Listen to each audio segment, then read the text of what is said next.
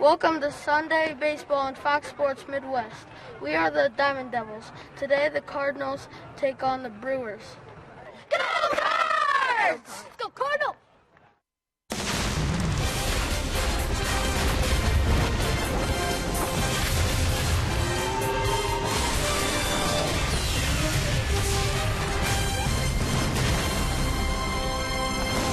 This is St. Louis Cardinals baseball, and it's the final regular season home game for the St. Louis Cardinals. They look to make it 3 of 4 against the Milwaukee Brewers. Friday night, bad news for Carlos Martinez. His season is done. 7 pitches total. What's the next step? What happens from here? We asked Cardinals GM John Mozeliak. So the good news is on this is that there is no surgery intervention. It's really just about rest. And, if this happened, say, August 1, he probably would pitch again. But unfortunately, where we are on the calendar, it's just not going to work out. So bad news for the Cardinals. That's Al Raboski. I'm Dan McLaughlin. Welcome to St. Louis Cardinals baseball. And what do you know? It's another injury for St. Louis. Yeah, I don't know why we expected the last 10 days not to have another surprise, but it's the next man up. Tyler Lyons will probably get the start on Wednesday, and he's just going to have to go out there and do the best he possibly can. All right, it's John Lackey here today, the old veteran. He's been fantastic here at home. We'll talk about that before our first pitch. Cards and Brewers coming up.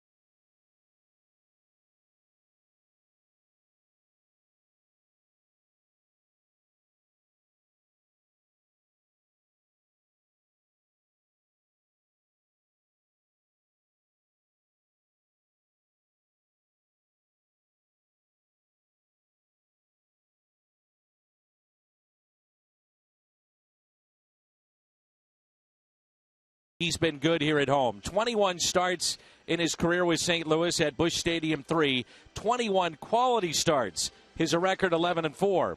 ERA just over 2. Run support hasn't been great, but it hasn't mattered. John Lackey gets the call this afternoon. It's Lackey, Cravey, Cardinals, Brewers.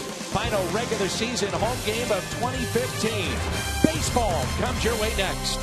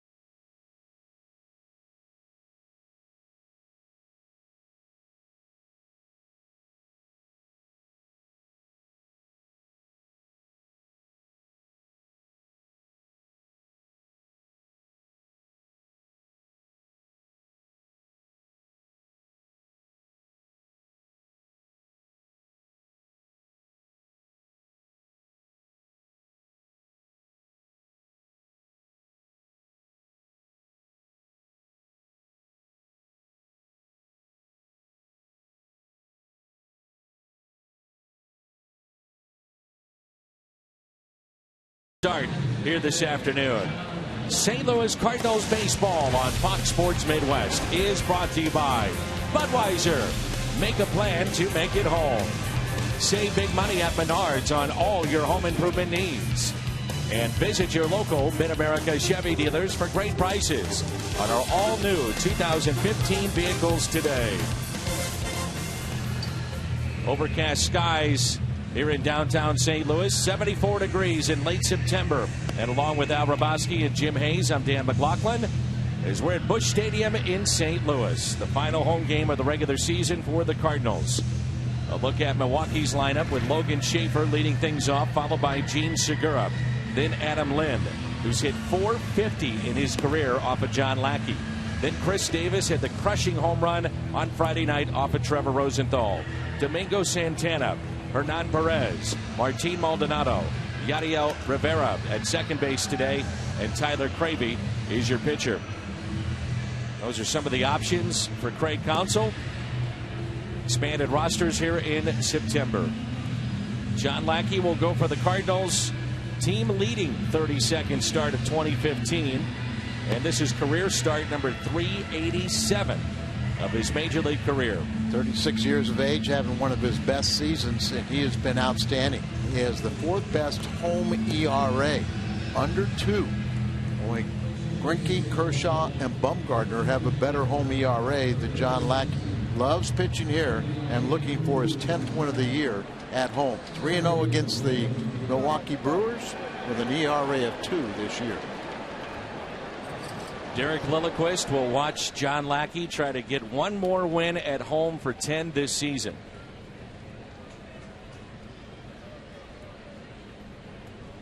He's currently tied with Barry Zito, 5th place among active pitchers with 165 career wins. Barry Zito making a start yesterday back in the big leagues for the Oakland A's. And the first pitch is a strike to Logan Schaefer. Schaefer's hitting .219 with 1 home run, and he's driven in 6. And that Hudson against Zito yesterday, but really wasn't a pitcher's duel. And a ground ball that's hit to second, taken there by Colton Long, ranging to his right. The stretch by Matt Adams. The Hyundai pitch arsenal for John Lackey. You see what he throws, but remember that sinker. He'll get a lot of ground balls. He's induced 28 on the season. That's tied for the most in the National League. And boy, he used that double play ball his last time out. Boy, tough news for the young man Carlos Martinez. And yet the Cardinals get good news with Adam Wainwright pictured behind him. Jim Hayes reporting on the pregame show with John Mozeliak that we will see Adam Wainwright throw a simulated game again tomorrow, then amp it up for postseason play. Strike one on Gene Segura. Overcast skies, as I mentioned, so the lights are on here at Busch Stadium. Adam Lynn has good numbers against Lackey. So does Segura, 8 for 16. Little chopper. Carpenter was playing in with the sore hip and all, makes the play. Once again, the Cardinals starting Jason Hayward in center field. Randall Grichuk is in left. Steven Piscotty is in right. There's a look at Grichuk. Carpenter, Garcia, Wong, and Adams along the infield. Tony Cruz behind the plate. And a look at the Cardinals defense is presented by Dobbs. Still the throwing arm of Grichuk not 100%, but much better, and I doubt that we'll see much difference with it. There's been one player that's hit John Lackey better than Lind in his career, and that's the Dodgers' Carl Crawford, 479. And a fastball taken high at 92. The magic number stands at 5 right now for the St. Louis Cardinals. Cubs and Pirates will play on Sunday Night Baseball later this evening. How nice would it be for the Cardinals to post a win, and then they can kind of put a little pressure on Pirates tonight. And PNC Park beginning tomorrow night. All 3 games on Fox Sports Midwest will be rocking. Lynn against Happ tomorrow. And you know that we know who's going to represent the National League wild cards, and between the Pirates and Cardinals, who's going to be the division winner, but that's still at stake. The 2-1 pitch. 2-2. May have chased the ball, and that evens it up. Ball up. Right there, you'll get a guy to swing and miss, pop it up at best. That's it out of play.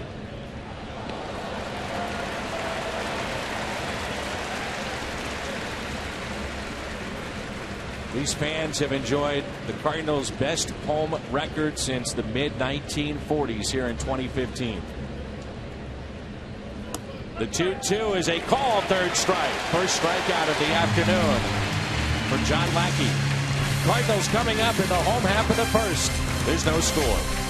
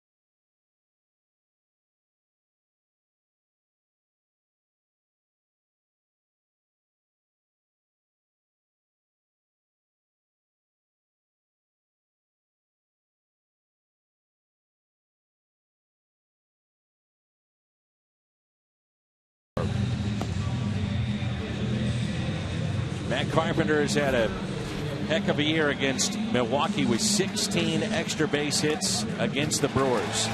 He'll lead it off. Then Stephen Piscotty and Jason Hayward.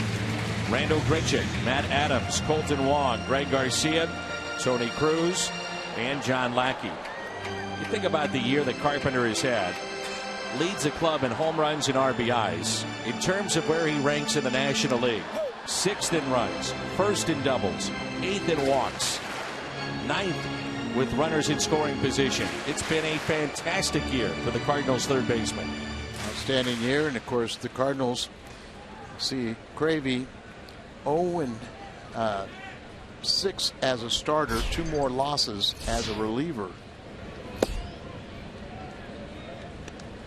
The Cardinals have some pretty good players that sit, trying to find playing time for the 9 that will play on each day. But Moss and Holiday, some of the big bats that sit, and it's 2 balls and no strikes.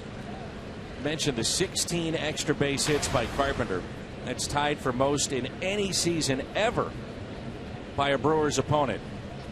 Carpenter, Sammy Sosa with 16 extra base hits.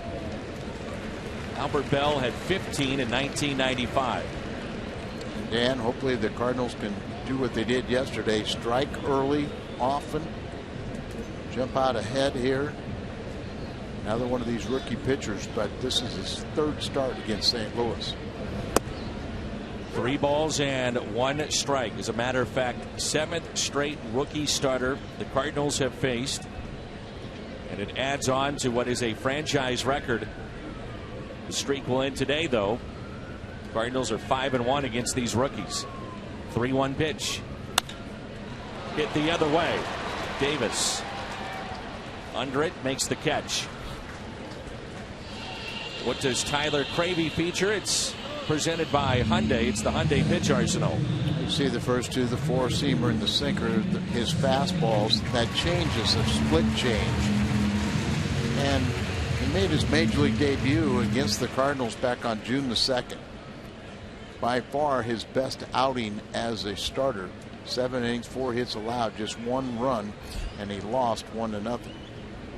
Stephen Piscotty on the first pitch, a drive into deep right field. Santana's back. He spun around, makes the catch up against the wall.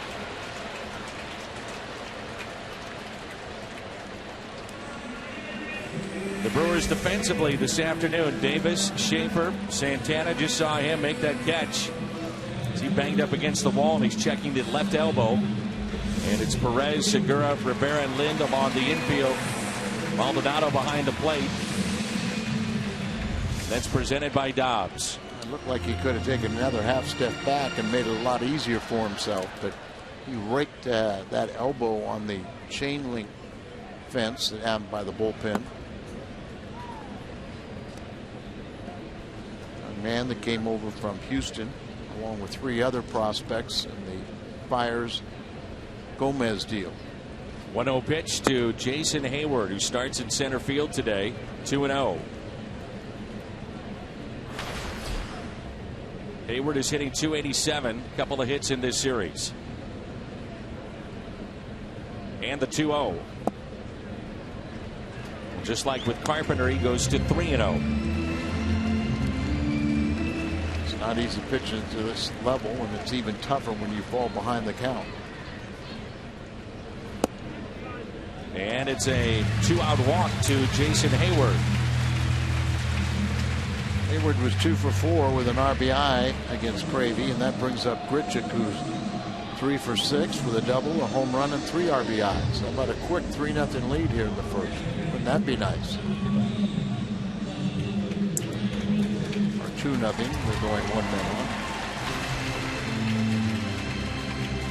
The Cardinals 11th in the National League in stolen bases in terms of attempts, and also 11th in steals, which is 68. But Hayward has 23 of those 68. He stands at first. And Grichuk takes a ball a little low and outside. Think about the production that Randall Grichuk has given the Cardinals in limited time. This is his 308th at bat and 17 home runs. The put his numbers along or next to the other potential rookies of the year, and he's doing it with about half as many games and half as many at bats, and his numbers are very reflective of what the other accomplishments are. He didn't get hurt. I think we're looking at the rookie of the year in the National League. And you say that, and it's hard to say that with the kind of year that Chris Bryant has had, but tack on 200 more at bats for Randal Grichuk.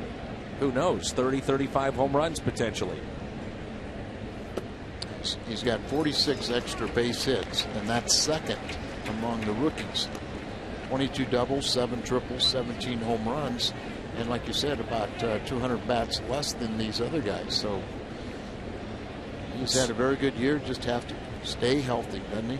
What stands out to me, the average compared to the other two. Right. Grichuk hitting 283. Here's a 2-1.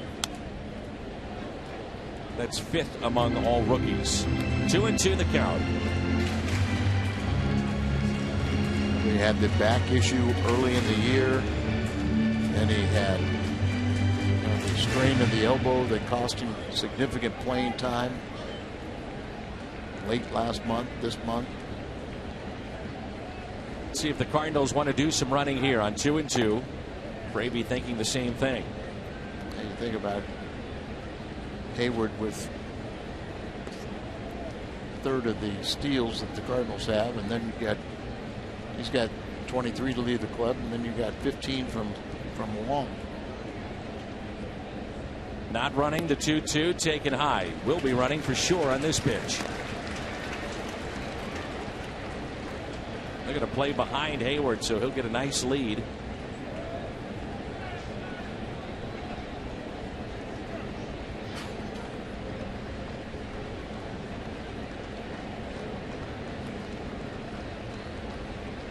The 3-2 pitch to Grichuk. Second walk.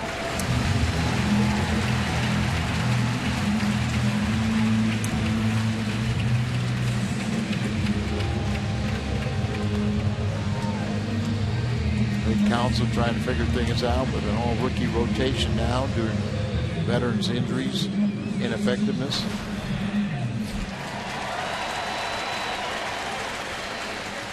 Shift on for Adams.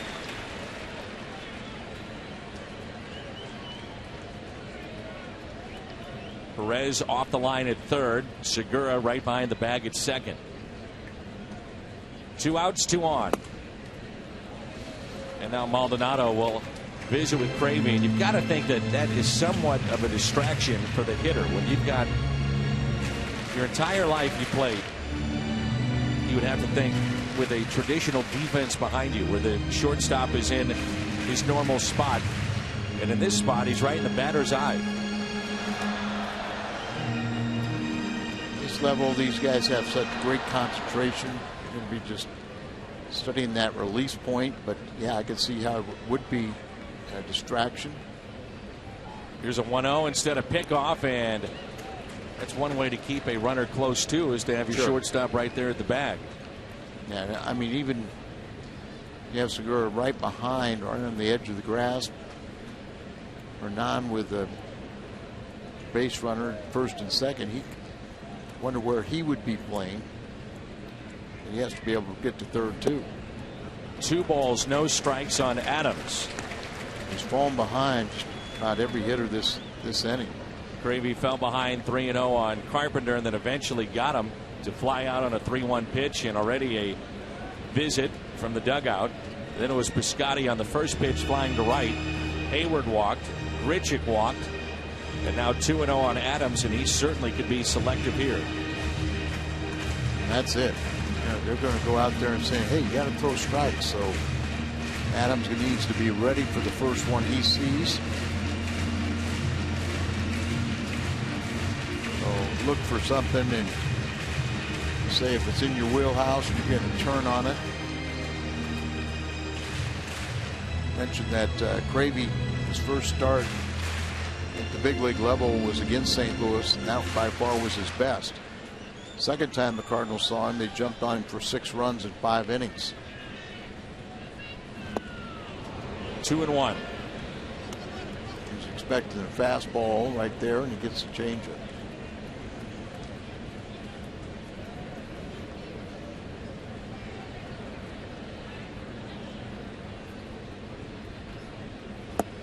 Two and two.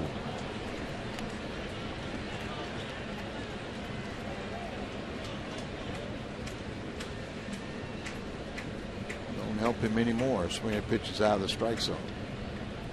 2-2 the count with 2 outs and 2 on. Adams hits it sharply to second base. Rivera is there, and the Cardinals strand 2 and Cravey out of a first inning jam. We played 1 and there's no score.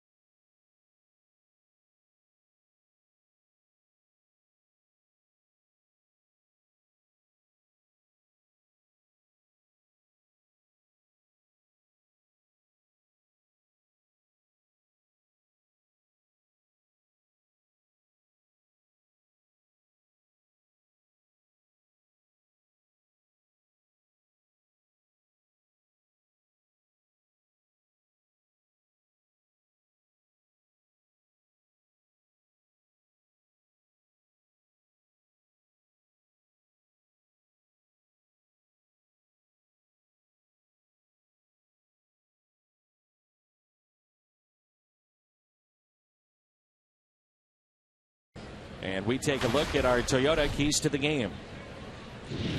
Well, we want to get an early lead. Jump on these guys early. Let them lay down. Don't let them hang around and put pressure on you. And Lackey, just be what he has been. Quality. You know, Dan, since he was acquired last year at the trade deadline, you know, he's made 21 starts for the Cardinals. And all 21 have been quality starts. It's incredible. He's got 25 this year, quality starts. And he just goes out there and consistently gives you those 6 or most of the time it's 7 innings. Handful of times 8 innings. Yep. And he's just been, and particularly here at home. He mentioned that he's trying to win for his 14th game. It'd be his 10th win here at home. The 1-1 to Davis. Lifts it in the air. Deep center. Hayward is back. He's at the wall, and it's 1-0 Milwaukee. That's his 19th home run since the All-Star break. His second in this series, and that's number 25. Chris Davis makes it 1-0 Milwaukee. The 20th home run that Lackey has allowed, but very, very few of those have been here at Busch Stadium. Think about that, though. 19 home runs since the break. He had 6 before the All-Star break. And this one he left up, and Davis knew what to do with it. A very strong young man, got full extension. Oh, Colton Wong, what a backhanded play, and the throw is wide to Adams. Cruz backing up, and it's going to be a base hit, you would think, for Santana. Well, I'm also worried about Adams get hurt.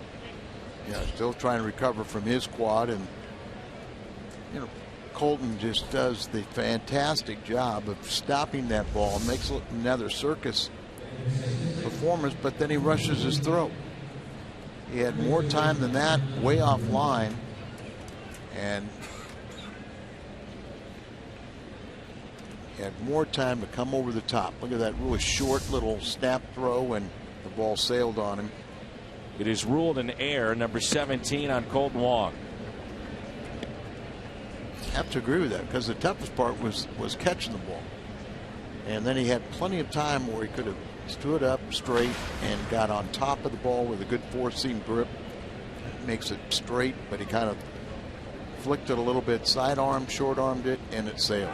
Runner goes, and it's a double play. Lines it to short. Garcia over to first. Double play.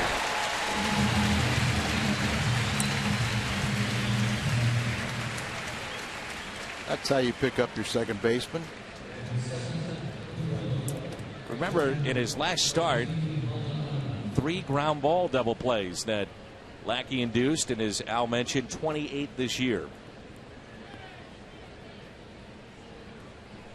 Martin Maldonado.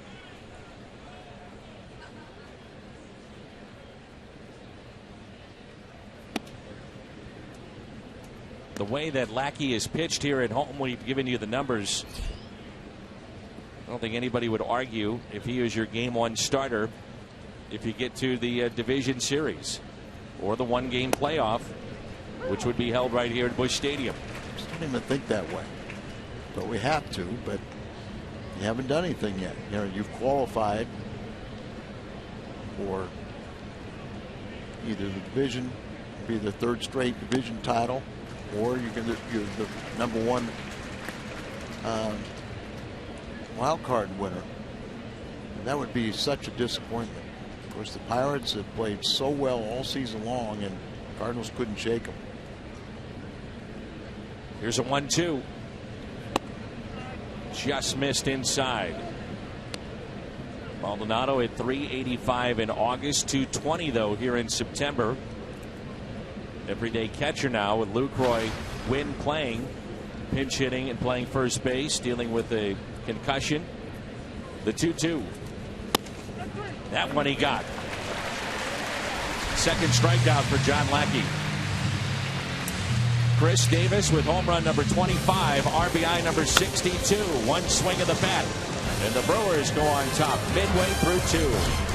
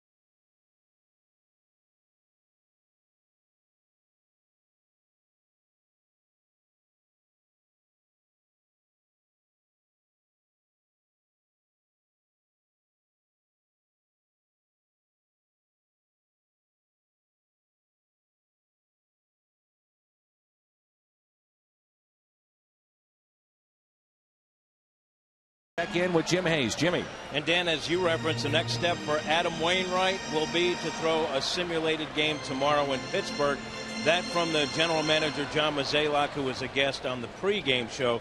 Mo telling us that after he throws, he'll get the once-over from the team medical staff, and they'll decide if Wainwright will get the green light to throw in an actual game. I asked Mozeliak if Adam had to pitch in a regular season game to be considered for postseason duty. He told me not necessarily. Dan Waino threw a simulated game here yesterday, felt good after, and he's obviously headed in a very positive direction. First pitch is strike to Colton Wong. Here's the 0-1.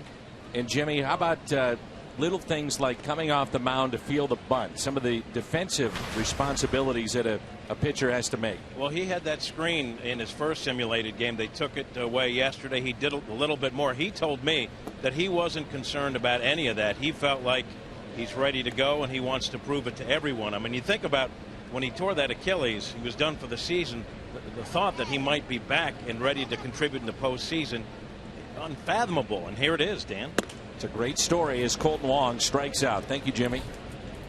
First strikeout for Tyler Cravey, who's made 6 starts this year as a starter. And we've talked about the appearances coming out of the pen, but 6 starts. 1 quality start. That was the 1 game against St. Louis. 0-6, 6.52 ERA. Yeah, the one good outing was his major league debut. 7 innings, just 1 run. He lost that one, but it was a 1-0 decision where Garcia outpitched him. Here is Greg Garcia getting the nod at short today. Fouls it back for strike 1. Got to get Colton Wong going, don't we? Garcia getting a lot of playing time here. Still trying to make a decision as to who would be the backup in postseason between he and Cosma. 0-1 pitch is on a hop to short. Segura, good arm, throws him out. Tomorrow before the game, Fox Sports Midwest brings you another episode of Cardinals Legends, walk-offs and comebacks. Cardinals Legends brought to you by your Mid-America Chevy dealers tomorrow at 5 and only here on Fox Sports Midwest. Tony Cruz has reached base safely in each game this homestand, filling in for Yadier Molina. On the year, hitting just 187.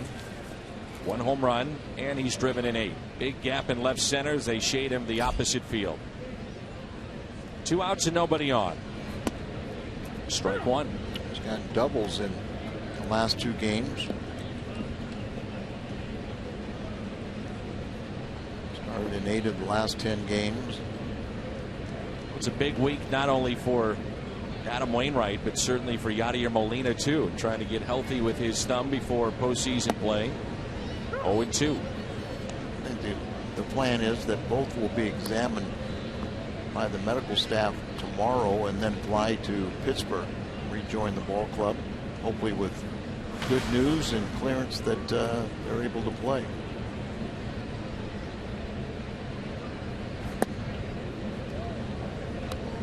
Another crowd over 40,000 here today, so 81 home dates, and not one of them was below 40,000 this year. Last time the Cardinals have had a crowd of under 40 was in 2013. The Cardinals 30 games above 500 here at home. 55-25. This to me is one of the best bargains of the year. Paid admission today and you get a voucher for a free ticket for next year. I believe it's any game but opening day. So, boy, that's a take advantage of that. If you're on the Cardinals, best record in baseball, best record in National League on the road, and 1-2 is driven out to deep center field. Schaefer is back, and it's off the top of the wall. Gets away from Schaefer. Cruz on his way to third with a triple.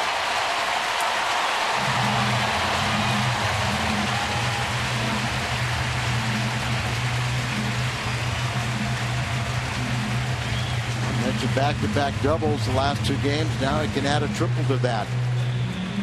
With 2 outs, it's up to Lackey to help his own cause here. Lackey does have 3 RBIs on the year, but Tony Cruz put a charge in that one. Misses a home run by about 2 feet. And a hard carom comes off the wall. He's playing him over right center. That's why the ball got by Schaefer and allowed him to get to third. First triple this year, his 3rd triple of his career. Ball 1 to John Lackey.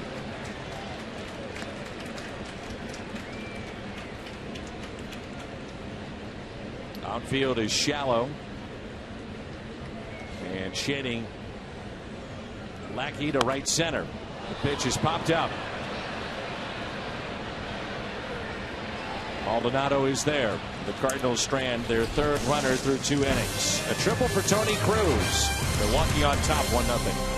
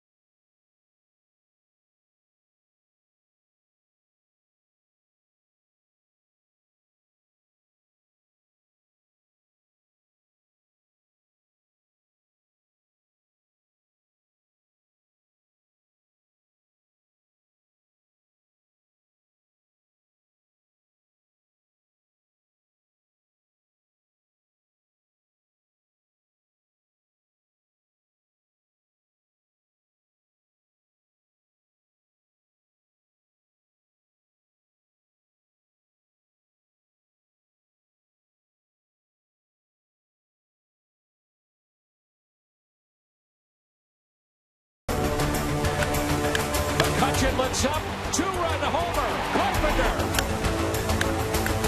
Alvarez, a line shot, home run.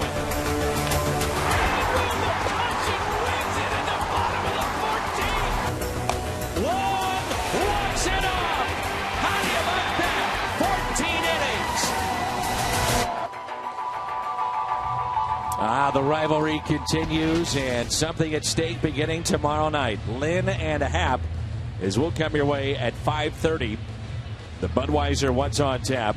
The two teams have split the 16 games played this year. The Cardinals 2-5 at PNC Park this year. It'll be Rivera, Cravey, and Schaefer for Milwaukee. Third inning rolls in 1-0. Brewers on a solo shot by Chris Davis, his 25th this year.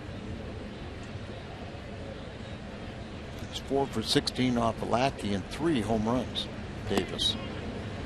And a breaking ball drops in for a strike. Good matchups for the series in Pittsburgh with Lynn and Happ tomorrow. Waka and Morton in game 2. Lyons looks to be the scheduled starter, which would have been Martinez on Wednesday against Garrett Cole. Cole trying to become a 19-game winner. And this year it's been the Cardinals win at home against the Pirates and the Pirates win in Pittsburgh. And a ground ball that's hit to short, gloved by Garcia. One away.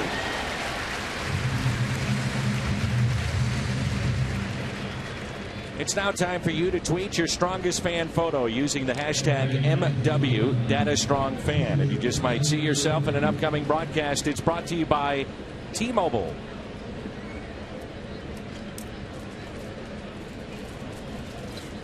The pitcher Tyler Cravey looking for his first hit. On deck Logan Schaefer.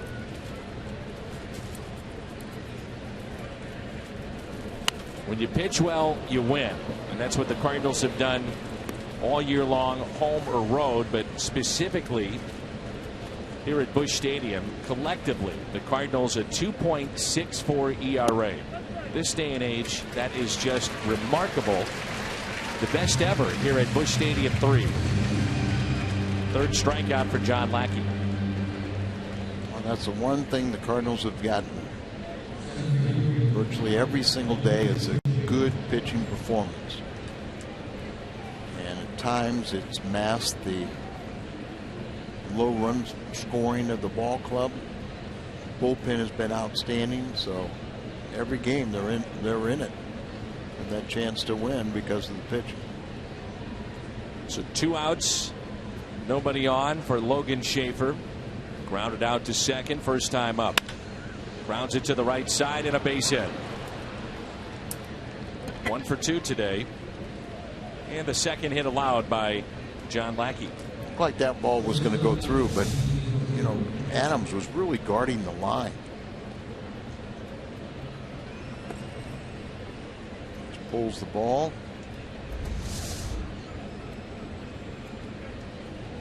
Adams with a right-handed throwing first baseman. He's just guarding the foul line. Gene Segura grounded out to third and pops it up. Foul territory, plenty of room for Matt Adams, puts it away. 8-pitch inning for John Lackey. Milwaukee strands a runner. 1-0 Brewers.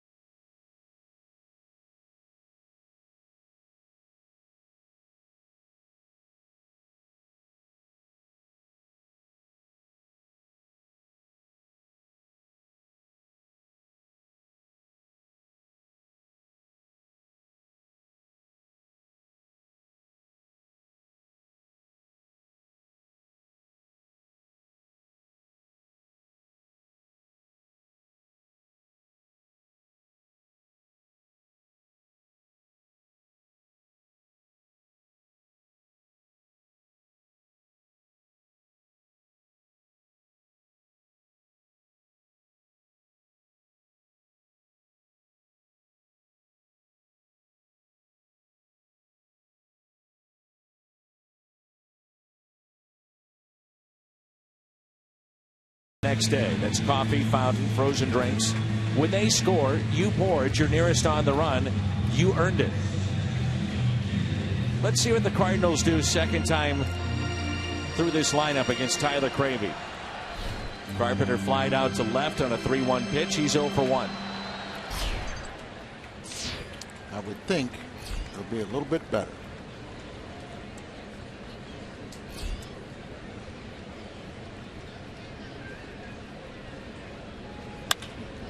And a line drive into left center field, and the catch is made by Logan Schaefer. And Carpenter is the first out here in the home half of the third. Scotty hit the ball very well all the way to the wall in right field. Steven, his average at .315 at the start of play today, tops among all rookies.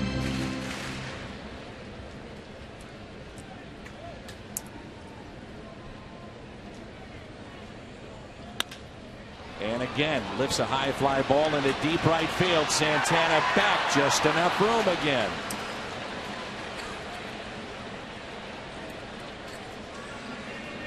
Non-stop action, heart-pounding excitement, historic performances. Don't miss the 2015 postseason beginning October 6th.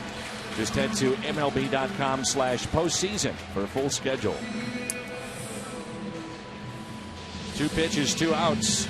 Here's Hayward, who walked his first time up and then was left stranded. The Cardinals are 0 for 2 with runners in scoring position.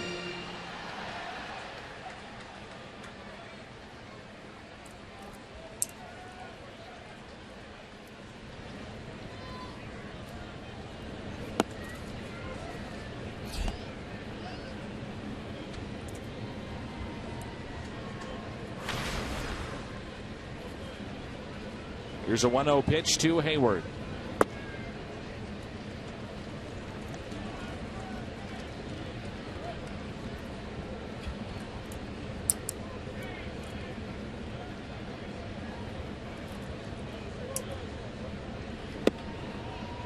Two balls and one strike.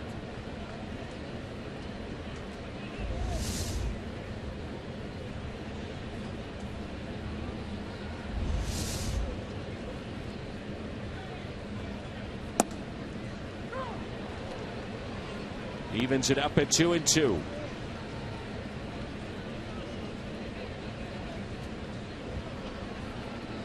Last home run was a 2-run shot in the 10th inning against Milwaukee, and the most recent road trip for Hayward. Takes a healthy cut. He gets a hold of one. Usually no doubt about it.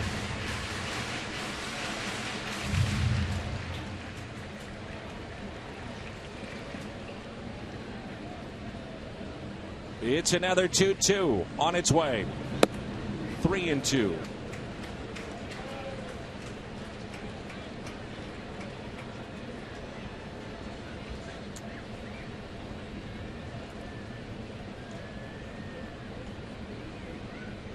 Three-two is fouled back.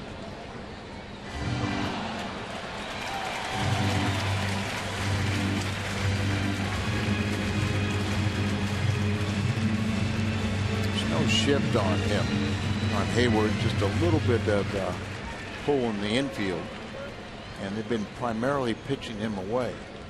And remember how the season started, a lot of shifts against Hayward. And he draws his second walk.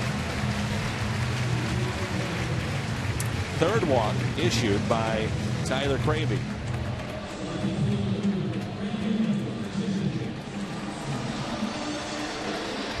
Randall Grichuk walked his first time up. Randall Grichuk 3 for 6 with a double and a home run and 3 RBIs against Cravey. His walks and his 1 hit allowed, the triple by Tony Cruz, have all come with 2 outs. And a check on Hayward, back in safely. Sunday Night Baseball will feature the Cubs and Pirates at Wrigley.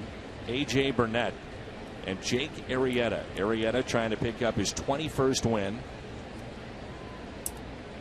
Certainly in the driver's seat, some believe, for the Cy Young Award.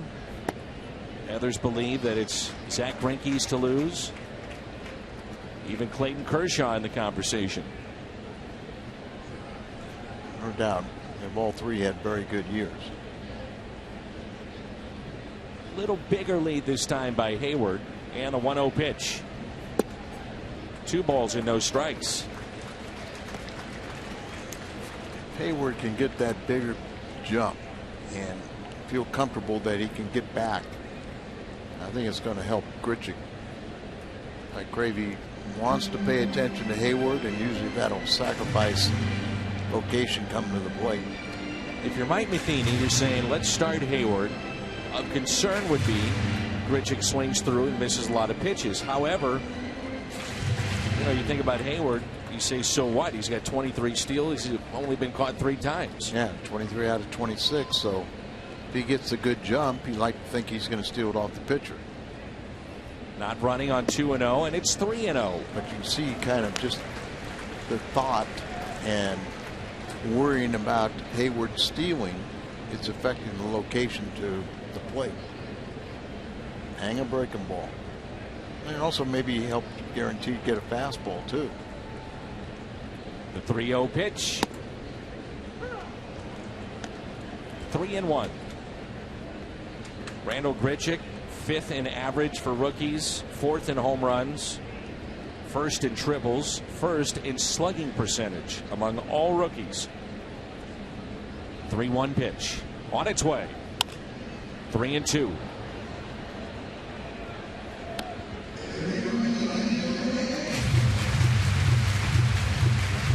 Those numbers have come in with 40 less games than most of the guys, and wasn't always in the starting rotation, in the playing every day. during some of those games too that he was on available. There goes Jason Hayward, the 3-2 pitch, fouled back by Randall Grichuk.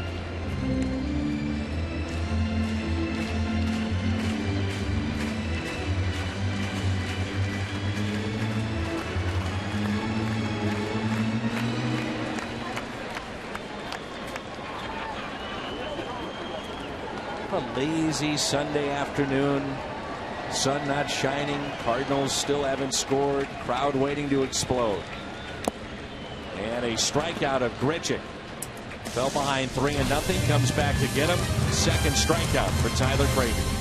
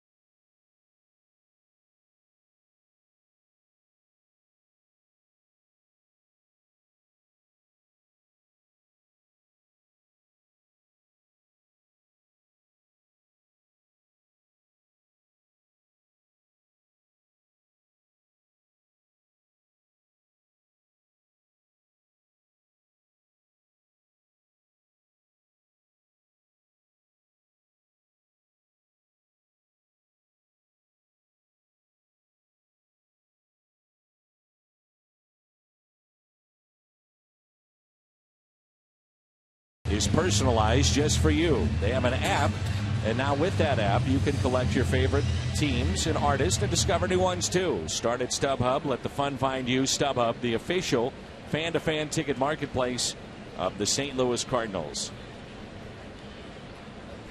Adam Lind, Chris Davis, and Domingo Santana for the Milwaukee Brewers.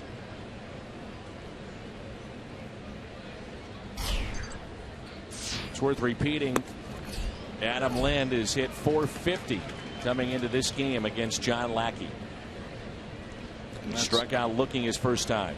Dan, that's 41 at bats, so it's not like it's, fewer at bats. Really, you talk about Segura, who's over 2. He's now 8 for 18. Then you've got Lind with his .450 average, and then 3 home runs from Chris Davis, who's hit 1 today off of Lackey.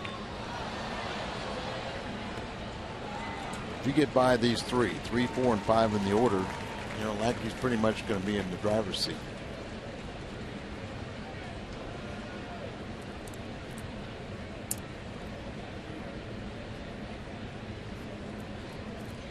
Here's a 1-2 pitch. It'll be interesting to see how the Brewers approach the offseason going forward. They have a new GM. He's actually younger than Craig Counsell, who is the 4th youngest manager in the major leagues. David Stearns is 30, the new GM, youngest in Major League Baseball.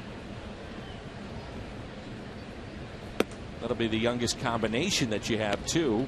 Barely older than or they are older. Andrew Friedman and Kevin Cash in Tampa Bay, barely over Milwaukee. So a different look from Doug Melvin, who had been around a long time and is overseeing the transition. 45 years old, Counsell, the manager, and 30 for the GM. We talked about it. It's been in baseball for a good 5 years in important roles. Lind strikes out. 4 today for John Lackey. AT&T Uverse rewind, and it's a look at the home run left up, and Davis drove it out into center, and his 25th home run this year, second in this series. His run against Lackey is kind of represents how the type of hitter he is. 243 hitter. He's now 4 for 16 with 3 home runs against Lackey. He's got 25 home runs on the year. Hammers that out to left, a sinking liner, and it's caught by Randall Grichuk. Well, Stearns, the young GM, he's 30, was a big part of the Astros turnaround. Worked there 13-14, and then obviously part of this year when the team went from 51 wins to 70 last year. And we'll see if they can't get their first postseason berth since 2005 with 1 week to go. He's a Harvard graduate. I believe so. I believe so too. Worked in the Major League Baseball offices a few years. There's a base hit out to left by Santana. And we get to see what the Astros are made of. They are leading the wild card. The last 6 after today are on the road, and they are the worst team in the American League on the road. The Astros are 29-46 this year away from home. And the LA Angels are a half game behind them on the wild card. And Texas is playing Houston today. Houston has a 2-1 lead, but it's in the third. Popped up. Adams. He's got it. Perez 0 for 2. Midway through 4. 1-0 Milwaukee.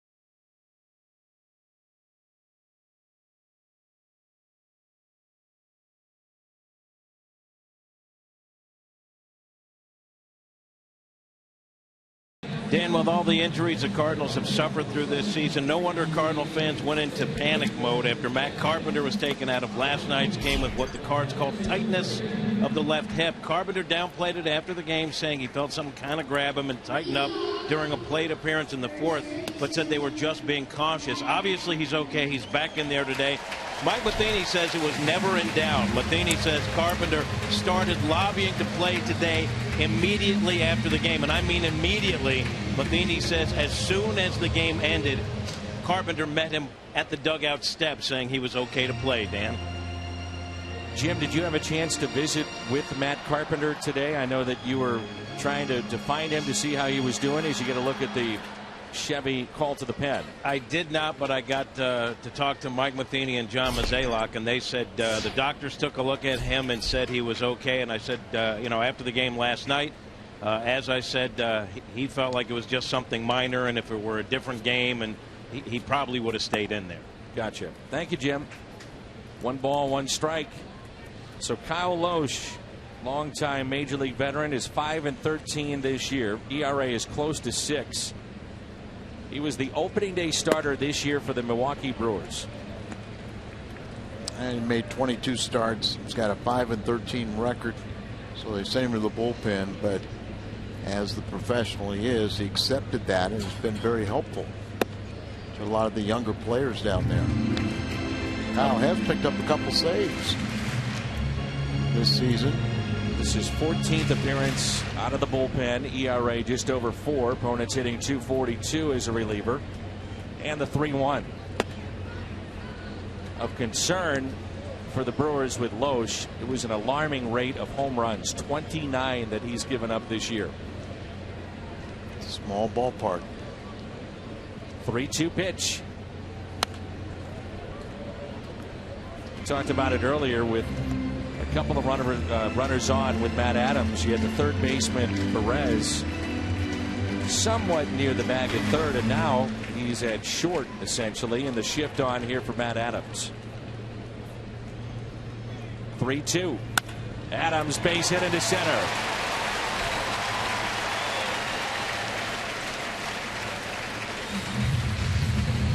Some pretty decent names. The starting rotation at the beginning of the year for the Milwaukee Brewers, like a Kyle Loesch and a Matt Garza, who's done for the year. Willie Peralta working out of the pen. Mike Fiers now with Houston, and Jimmy Nelson, who's now on the 60-day DL. And they felt like they were going to be very competitive with that starting 5. They got off to a very bad start, and things kind of submarine, and they've had their share of injuries also. You know, every team goes through it, so it's just, do you have enough depth that you can play through the injuries? Yeah, you could say that this season has been defined by injuries for the Cardinals, but also defined by their organizational depth. And I think that's what everyone in baseball just marvels at, is the Cardinals have so many prospects that they were able to plug those gaps.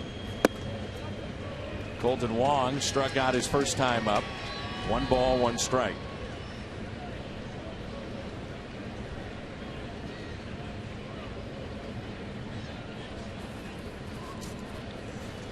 Outfield is straight away.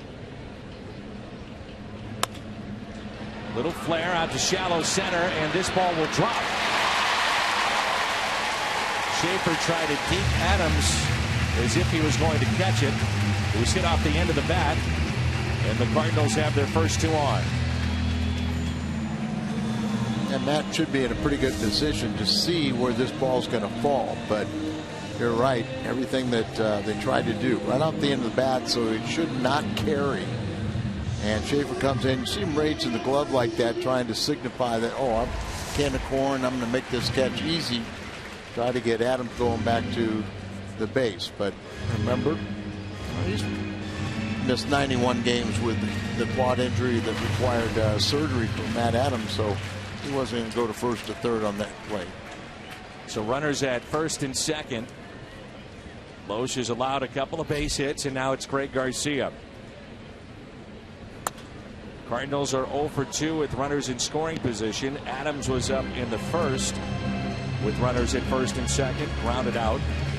And then after the triple by Tony Cruz with 2 outs in the second inning, John Lackey popped out to the catcher.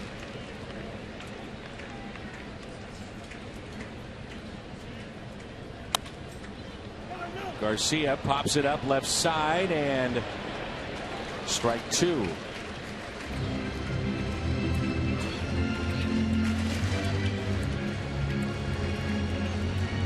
Well, part of the art of hitting is taking pitches and spraying around, but really staying on the ball and taking it right back up the middle. Both these hits this inning, Adams and now Colton Wong. See the concentration, get the arms extended out there, taking pitches to both left-hand hitters and taking the ball to center or left center. And an 0-2 pitch. Ground ball hit to the right side. Lynn will go to second. And going in hard, Colton Wong. So runners at first and third for Tony Cruz. Be careful there, because they could have constituted that a double play. yeah, you're trying to disrupt the throw, but when you roll this far away from the bag, it's kind of hard to say you were under control when you're, could still touch the bag.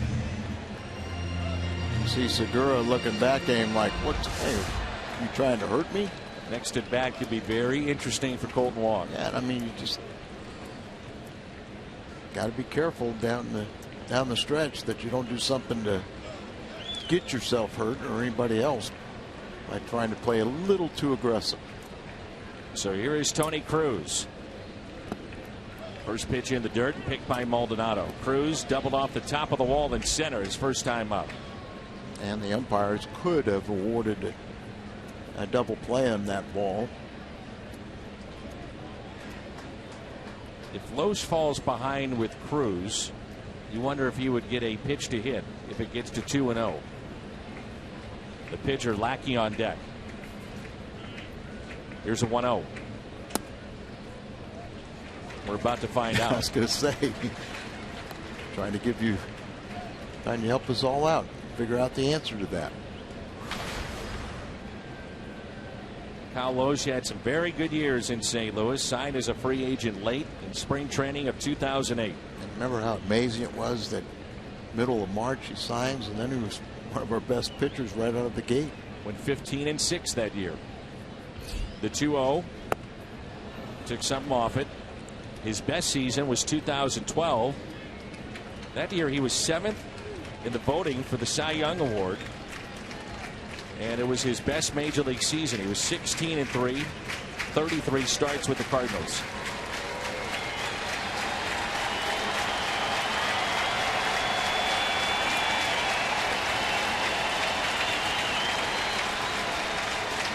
The 2-1. 2-2. Find it interesting that Craig Counsell makes this move this inning with Gravy? Not really. I think it's kind of interesting that he brings in Loesch. But I think it's also one of those situations, all these rookies, most of them, probably max out at 5 innings. But I think he also wants to make sure that the Pirates know that he's trying to do his best with his personnel to try and make this competitive and trying to play a solid 9 innings against the Cardinals. 2-2. Cruz hits it off the end of the bat. Slow roller. That'll score a run, and this game is tied. Had to get that run home, and the Cardinals do. Tony Cruz with his 9th RBI. Well, that's it. Put the ball in play. Good things can happen. Didn't hit it hard enough to where they could get a double play.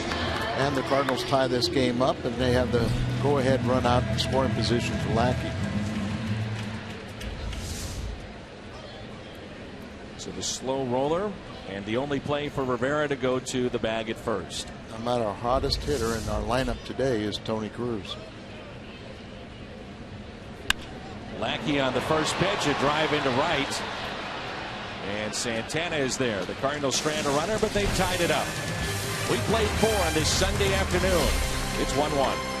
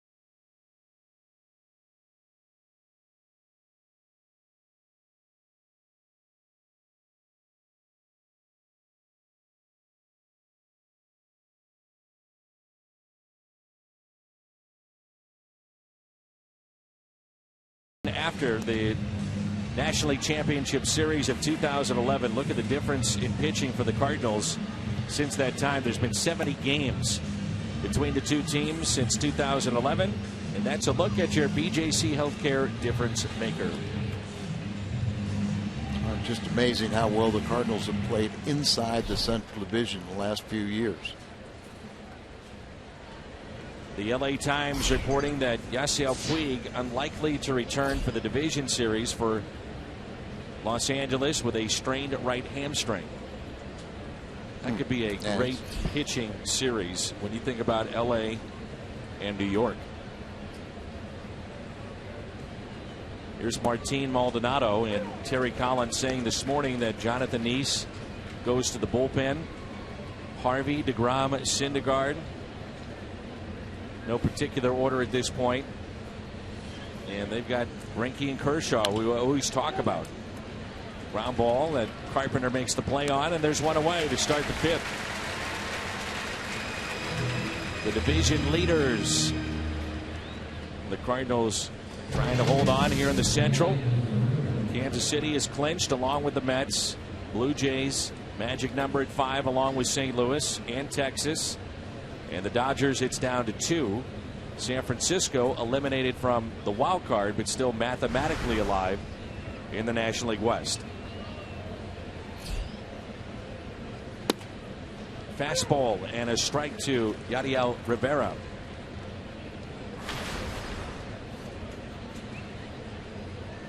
Lackey, it seems like if you get to him, you've got to do it in the first or second inning, and then he settles in. And as well as today, just about every start, he'll have a couple efficient innings that kind of propel him to that 7 innings every time out. John Lackey is closing in on 2,000 strikeouts for his career as well. As Garcia makes the play. Rivera retired for out number 2. All you got to do is look at the Central Division, and you see Cardinals are 44-28. Pittsburgh 31-38. So that's why they're chasing the Cardinals, because they just don't do it. Nice round of applause for Kyle Loesch, shouldn't it? Fans don't miss a boat, dude. Don't miss anything. 2 outs and nobody on as Loesch looks at a strike. Lackey has allowed 3 hits. Solo home run in the second inning by Davis. A single to Schaefer, single to Santana, and that has been it. 3 hits aside, 1-1 game. A 1-1 pitch.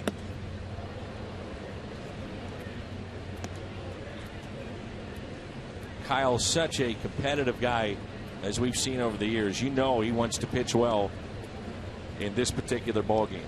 Play spoiler against St. Louis.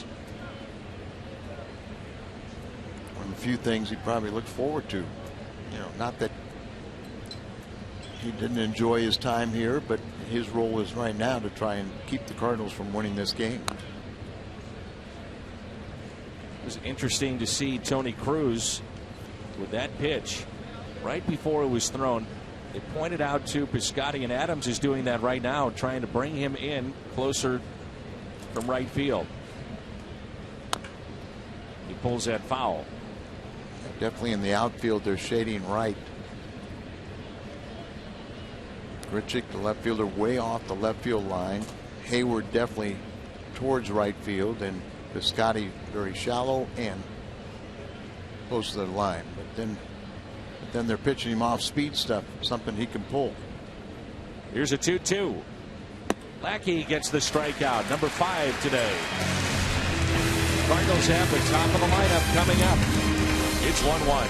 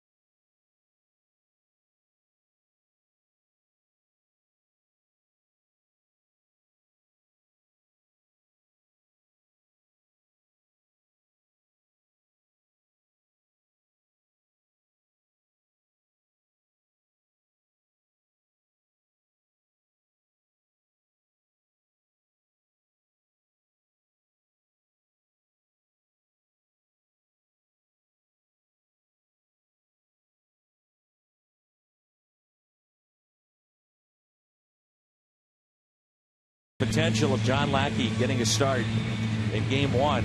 It sets you up for game 5, but those 2 games would be at home. If you're in a playoff game for just one in the elimination game, John Lackey can make that start. 1.97 ERA at home. Greinke, Kershaw, Bumgarner, all on that list.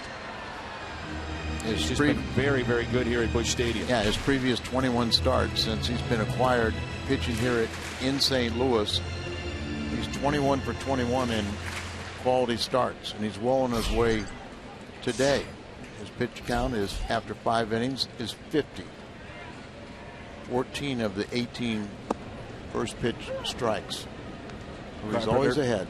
Carpenter looks at a strike. He's 0 for 2. Followed by Piscotty and then Jason Hayward, who has walked twice. Piscotty 0 for 2. Zach Greinke leads all of Major League Baseball with a 1.65 ERA. Then it's Jake Arrieta, who throws tonight for the Chicago Cubs. He's looking for his 21st victory. Next closest, Cole, Bumgarner, and Greinke, all with 18. That's a foul ball off the foot. Got a sad note to pass along. Vivian Kaminsky sent me a nice little note. Her son Billy, as we took a foul right off the top of your foot. But met Billy when he was 3 years old. There was a bank opening in High Ridge, and I was at it. He was 3 years old. Seen him a couple times since then when he passed away. There's a fly ball out to deep left field. Davis won't get there. Over his head in a ground rule double. Number 42 this year. And Carpenter is all by himself for the National League lead in doubles. He was tied with Frazier, and that's number 42. Right, here he is. They're set up away. He doesn't try and pull that pitch. He goes with it. Hits it with authority. So, what, 17th extra base hit against Milwaukee this year? Most ever they've seen against them. Yeah, his 42nd double. Not close to his Cardinal record for a left-handed hitter. A couple years ago, he beat Musial with his 55th double. Here's Stephen Piscotty. Piscotty twice is flied out to deep right. Like I said, Bill Chili Spock passed away on July 16th. Mother Vivian Kaminsky, very nice note, and our deepest sympathies for your loss.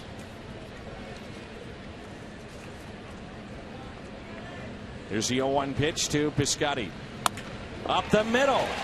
Segura has it, and he has a play at third. Carpenter runs right into an out.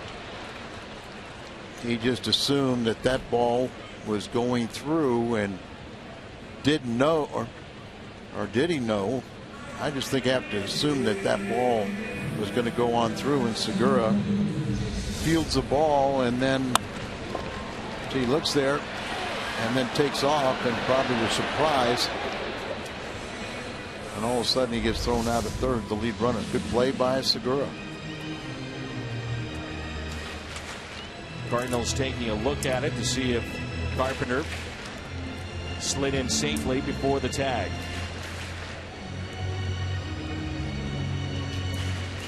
Now, Carpenter did point to the bag and the tag and said he beat it. I think he did. Well, does that lead leg stay on the bag? And the Cardinals are going to challenge this play with Carpenter at third base. I would say in a 1-1 game midway through, it's worth the challenge. No doubt. And I agree with you. It looked like his leg may have come up off the bag. It looked like he beat the tag, slid underneath it, but then came off the bag. Umpire right there, and I'm sure he's just assuming the tag.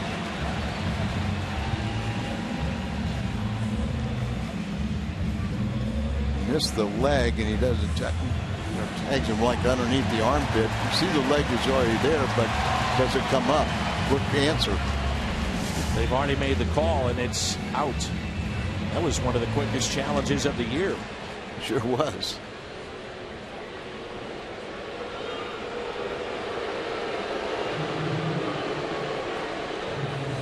booing you in New York. That's as fast of a challenge I can remember all year. I totally agree with it. Hayward with 2 walks today.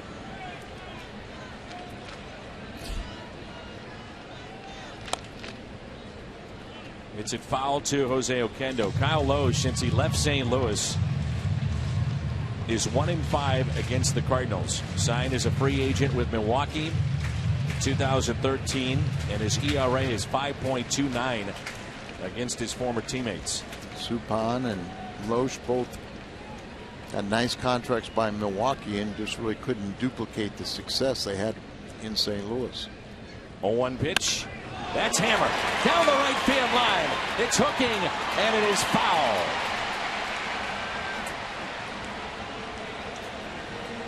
Tomahawk there by Hayward, and just foul off the wall.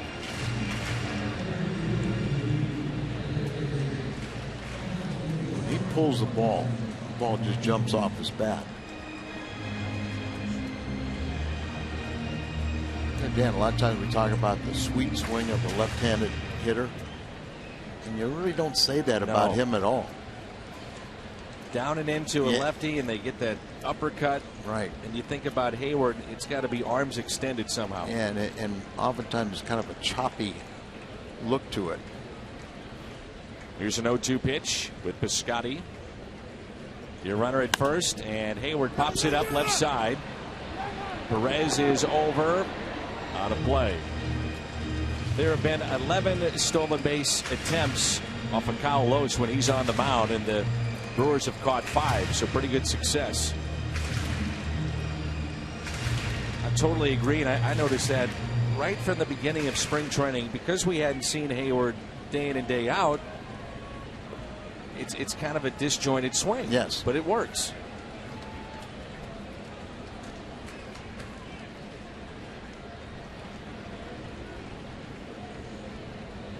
Here's an 0-2. The pick off, and Piscotty back in safely.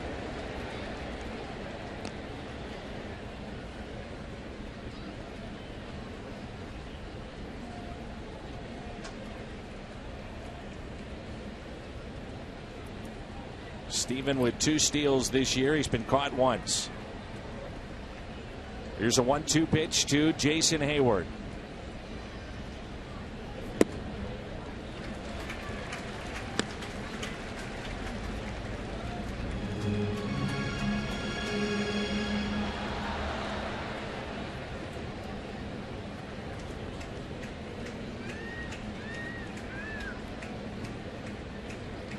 Two more walks today. Hayward's walk total is up to 55. Second on the team. Breaks his bat. Little floater into shallow center field. That ball is down. Piscotty stops at second. Back in safely. He read that very, very well. Thought about heading to third. And again, the Cardinals have a man in scoring position. You want to go first to third, but you can't always go first to third. See, comes in here very aggressively, Schaefer, and so it's going to catch it on one hop, and that's what Steven rounded the bag with the intent, but he saw how aggressive the center fielder was coming in, coming up with that ball. Then he had to scramble back to second base. And the intent was right, but also the judgment of staying at second was even better. Here's Randall Grichuk. Chance to do some damage here. Runners at first and second, 1 out. Grichuk hits it sharply to third, a double play ball. Out at second, out at first, double play. 1-1 as we head to the 6th.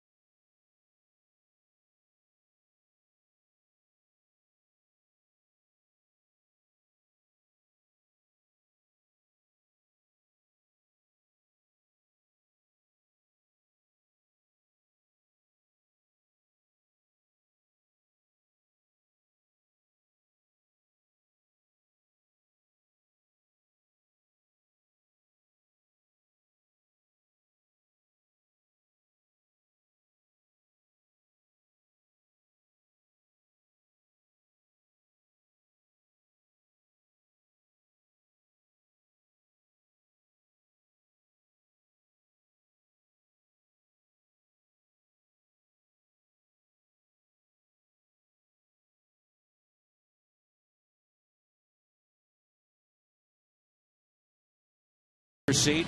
Talked about it a little earlier, just how well the Cardinals have pitched here at home. 2.64 ERA, and that is the best mark at Busch Stadium 3. It's opened up in 2006. Most wins in the new stadium, also home wins. 19th meeting between the Brewers and the Cardinals, finishing up their season series here today. First pitch is a ball to Logan Schaefer. Of the 18 games played so far between the two, 14 have required saves. Rosenthal has a chance to set the Cardinals' single season saves record with his next. Cardinals won on Thursday night. Michael Wacha, 5 innings. They lost Friday night, the game that was started by Carlos Martinez, and there's a base hit into right. And then yesterday it was Jaime Garcia with 8 innings pitched, gave up just 1 run. His home ERA for Jaime Garcia, this has been his trend ever since he put on a Cardinal uniform, pitching at Busch Stadium. He's been great. This year his ERA at home is 1.70, third lowest by any pitcher this year, just behind Dallas Keuchel and Zach Greinke. Logan Schaefer is 2 for 3. Lackey with 4 hits allowed, 3 of them singles, and a solo home run by Chris Davis back in the second inning.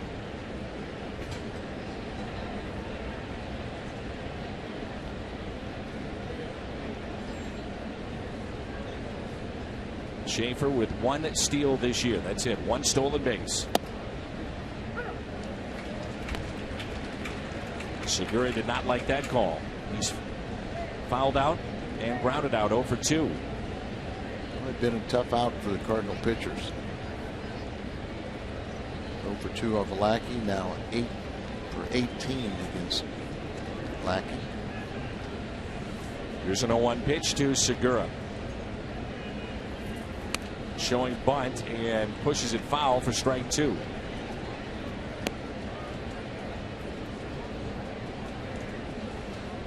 Let's see where Carpenter sets up now with 2 strikes.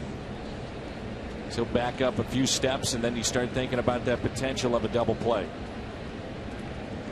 He comes into this game with his career ERA under 4.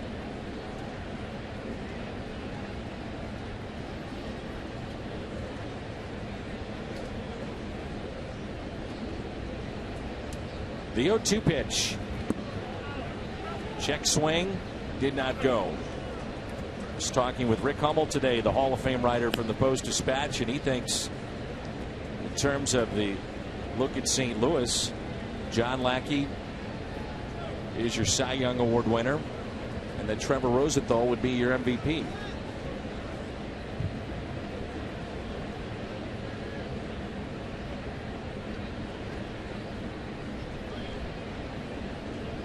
One-two pitch, and Segura strikes out. 6 strikeouts today for John Lackey. 170 strikeouts on the season. Now, we've said offensively there really isn't anybody having a career year.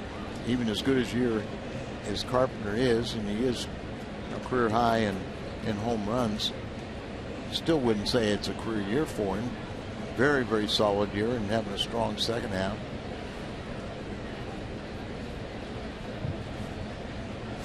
A couple weeks ago we said there wouldn't be a 25 home run guy. Carpenter's had a good second half power wise. Here's Adam Lind. Lifts a fly ball to left. Grichuk on the move in the corner, and he made the catch. Throw to second and safe. Nearly a double play. Heads up base running by Schaefer with the ball in the corner, also knowing what Grichuk is dealing with his arm. I don't think there's any problem with the arm, though. You know, he knew the situation there, and it wasn't a case where he just, flipped that to an outfielder. He threw the ball with pretty good authority as he's getting better and better. throws it all the way in there. So, I mean, I think that should rest people's minds a little bit. And it looked like the tag was late. It's still, though, not the arm that he possesses. No, but I mean, it's good enough. You know, and absolutely. Is it good enough for center, though? Well, we're trying to find that answer out too with letting Hayward be out there. You know, his is good enough. And of course, is it good enough for right? You know, so, but I think that should ease people's minds and saying, okay, maybe not as strong as we would see him typically, but it's not like he can't, you know, flip the ball more than 15 feet to a guy covering him. Looks like Lackey is pitching around Chris Davis. Remember, they still have Ryan Braun on their bench. He's been dealing with a sore back. That misses, and it's 3-0.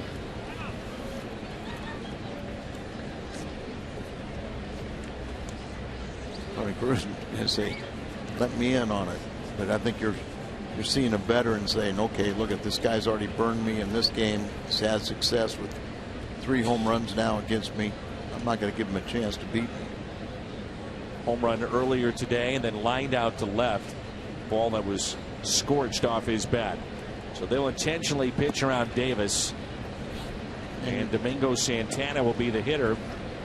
You know, if you're Craig Counsell, certainly think about pulling him back and using one of your big bats here. Well, Braun is a .211 hitter off the Lackey, 4 for 19 with just 1 double and 5 strikeouts. So not exactly the best choice either. This will be the second plate appearance.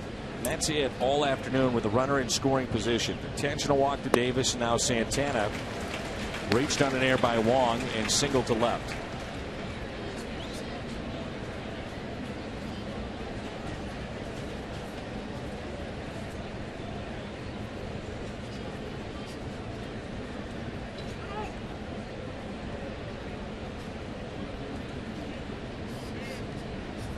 First walk issued by John Lackey. Now time is called again.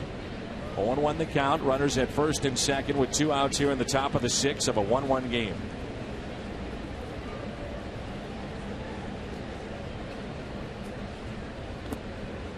Good block by Cruz. Getting a chance to play every day now for the last week. You know, you're seeing Tony Cruz just, you know, easier. Everything is repetitive now. He's starting to feel comfortable. You know, it's helped him in the batter's box, but also even catching.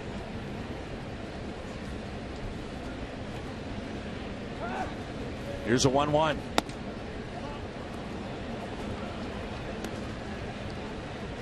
Lackey staring back into Ben May.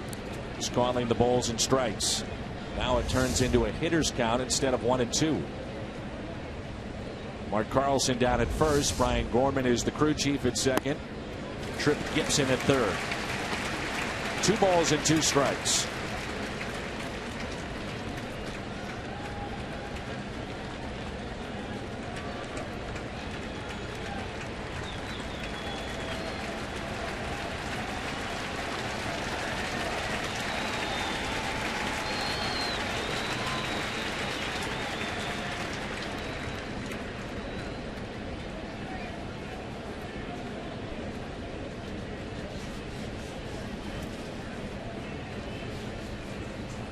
One of the biggest pitches in this game, and Lackey wants to make sure he's got conviction behind it.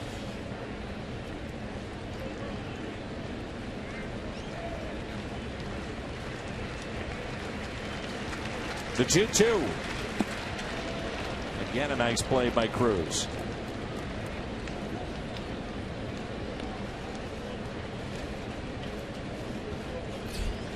Now it becomes even bigger pitch. You can see here, worked more, throwing his 17 pitches here in the 6th. 3-2. He quick pitched him. And it's a walk as they appeal down at first base. Back-to-back walks, bases loaded. Hernan Perez will be the hitter.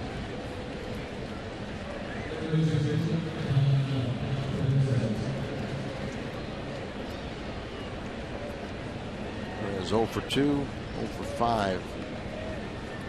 His young career against Lackey. Inning started with a base hit by Schaefer. Segura struck out. Lynn flied out. Back-to-back walks. Bases loaded. Strike one. Cardinals have turned a double play today that was off the bat of Perez. The hit and run, he lined it to short.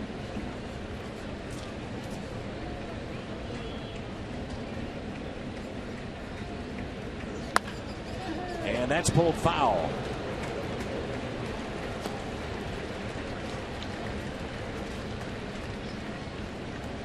This could be one of those breaking balls that you see in the dirt, trying to get him to chase.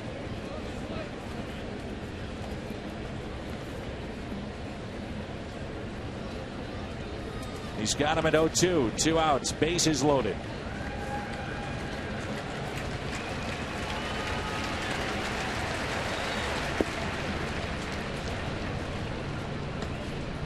I don't remember seeing Lackey quick pitch.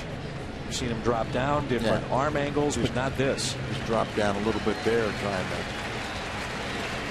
get him to bail. Here's a 1-2. Perez is 0 for 10 this year with the bases loaded. And by the way, the Brewers have announced right before our first pitch, that's why we did not hear about it, that Ryan Braun has been shut down for the remainder of the year.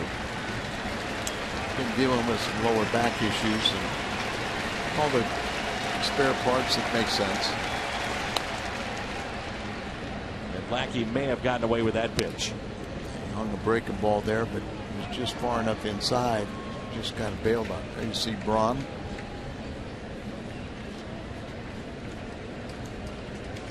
A good bounce back season here, but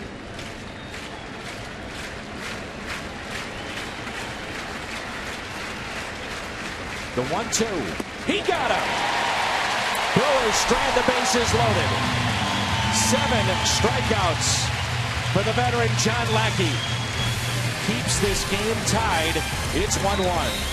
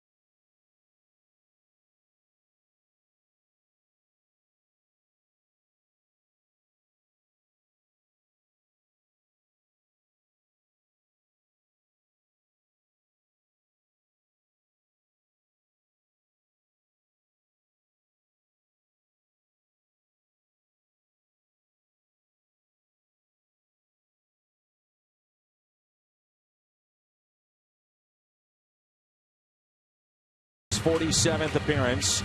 ERA about 3.5. And it's a 1-1 game. Get all the flavor without all the work. McDonald's new barbecued pulled pork sandwich. It's here for a limited time. Cravey went 3 innings. Mosh 2 innings, gave up a run, and now Knebel. A look at the Hyundai pitch arsenal. 4-seamer and a curve for this reliever.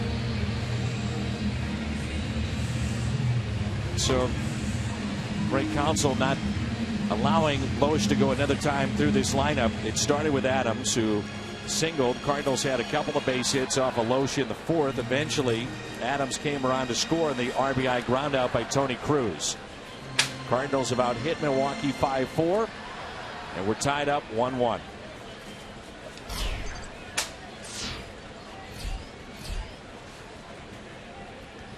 The shift on for Adams. First pitch to him. Taken for a ball.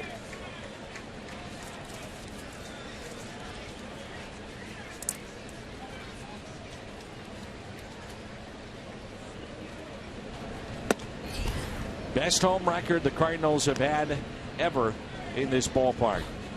It's opened up in 2006. They have been above 500 at home in all 10 years here.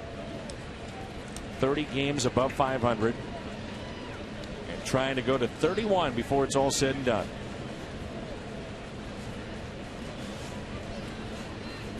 Adams is 1 for 2 and a 2-1 pitch. 3-1.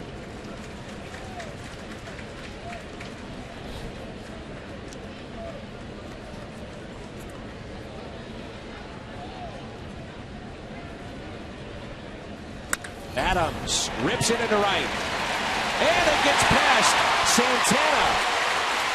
Very lackadaisical to go field that baseball, and it scoots on by him. Adams winds up at second. We'll see the Cardinals pinch run, I'm sure, now.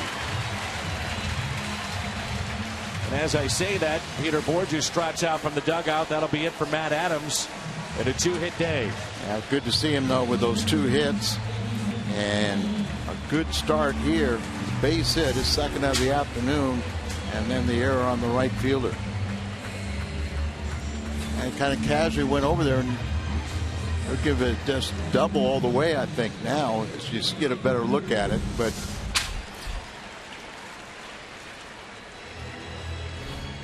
a little nonchalant on that ball, and then allowed it to kind of skip.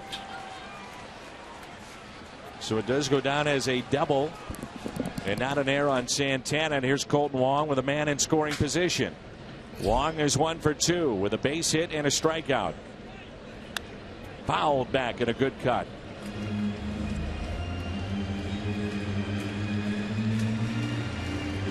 It was a hard hit ball, but should have been a routine single at this level. Like you said, he kind of just nonchalant, and then the ball hit and skipped on by him. They'll give it a double, but you're right. At this level, you got to be a little more aggressive. Here's an 0-1 pitch.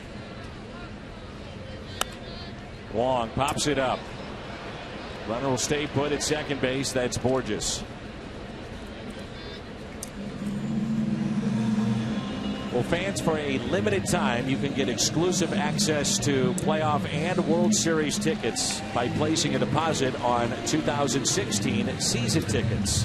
You can do that right now. For details, visit cardinals.com/season. It's a big out as Wong can't advance. Peter Borges.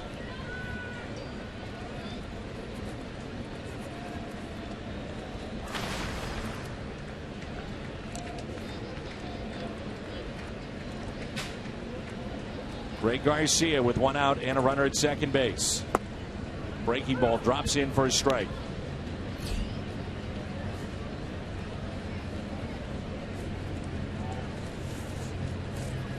Greg has 4 RBIs, but they've been meaningful. 3 of those 4 have either tied or been game-winning RBIs.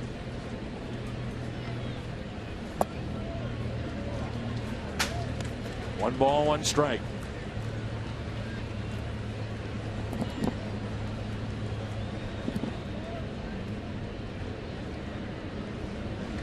This is the 9th plate appearance for the Cardinals with a runner in scoring position today.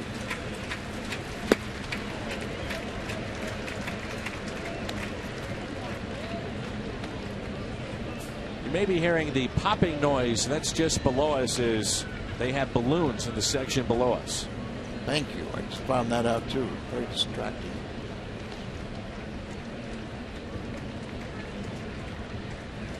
Here's a 2-1 pitch to Greg Garcia. 3-1. Tony Cruz on deck.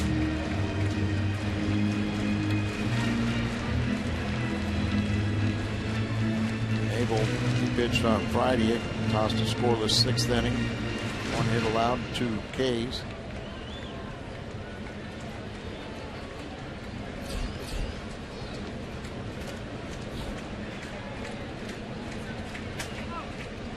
Now time is called.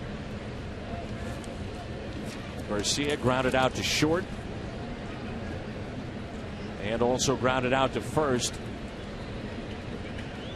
Both have been hard hit balls. Borges, your runner at second base. Garcia hits it to Knebel.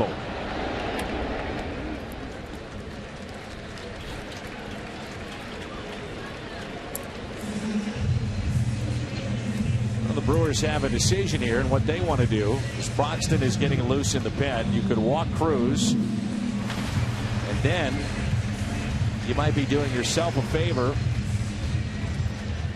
if Mike Matheny elects to pinch hit for John Lackey and you get him out of the game. And he's been terrific here today. John Jay moves to the on-deck circle.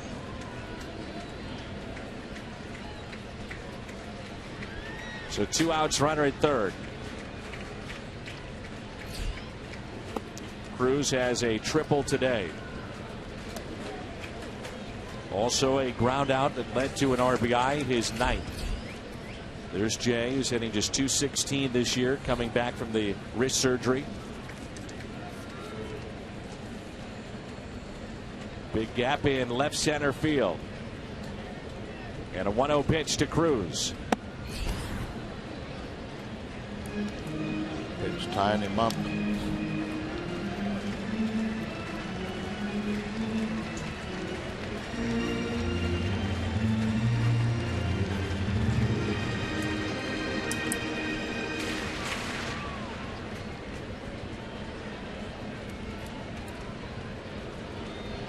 One ball, 1 strike.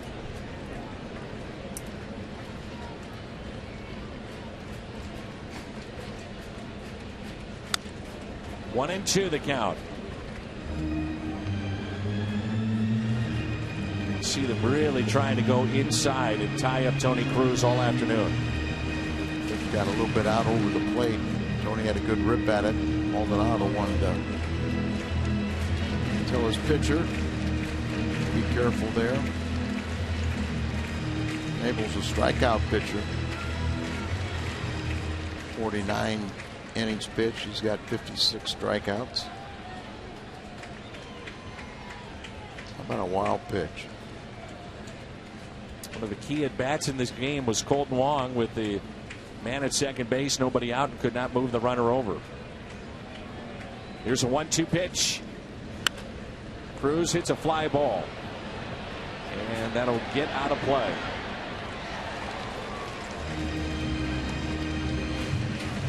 Trying to show a little confidence in your hitters, but you'd like a better result than what Colton Wong gave you, and kind of makes you second guess and thinking about the bunt to get him over to third.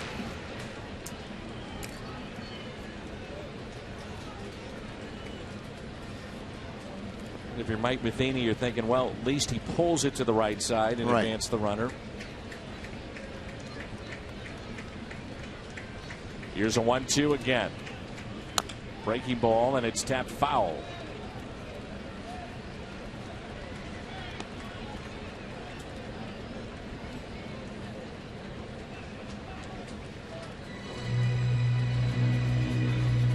Broxton is ready if Jay and that spot would come up. If not, you'd have Lackey facing the bottom of the order for the Brewers in the top of the 7th.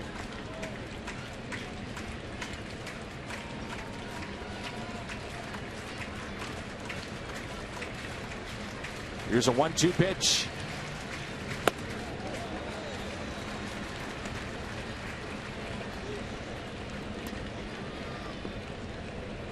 See Tony with his extended playing time, just feeling much more comfortable in the batter's box. Play once a week, once every 10 days. It's hard to keep any time.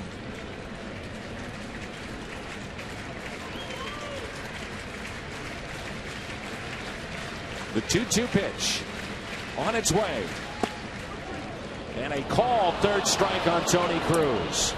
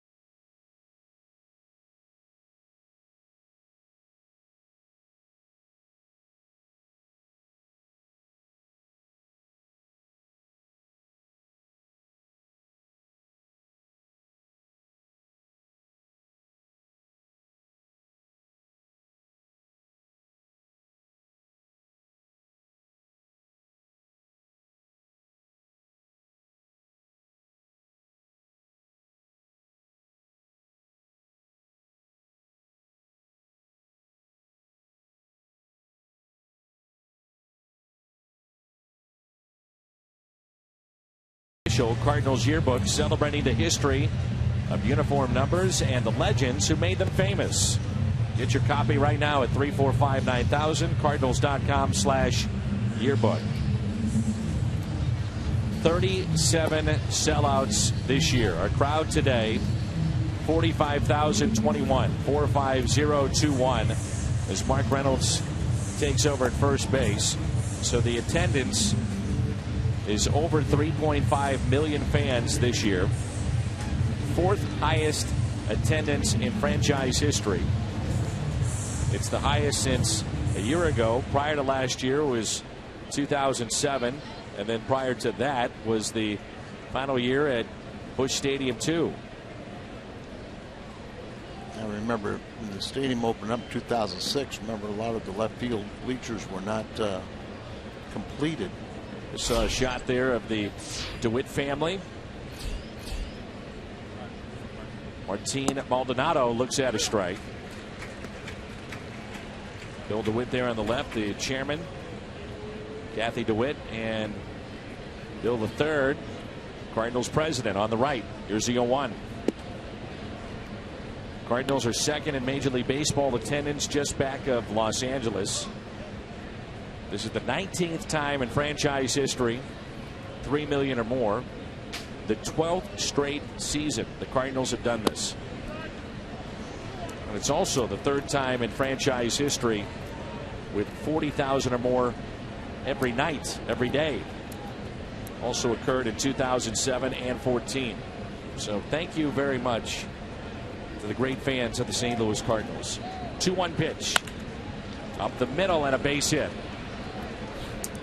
And I remember the first time the Cardinals drew 3 million. They were the first team to outdraw their metropolitan area. And Commissioner Uberoff at that time made the analogy, as you see the base hit up the middle, that would be the equivalent of New York, a New York team drawing 13 million or an LA team drawing 10 million. So quite a testament to the great Cardinal Nation, fans that come through the turnstiles year after year after year. And it makes a difference for these players. Here is Rivera, and Carpenter is on the line and in a few steps, anticipating the bunt.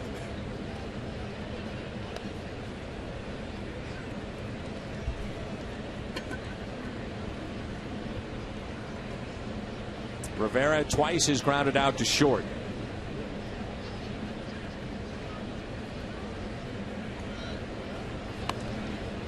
Strike one. Roxton still throwing in the Cardinal bullpen, and now Randy Schote has joined him. Jeffress in the Milwaukee pen.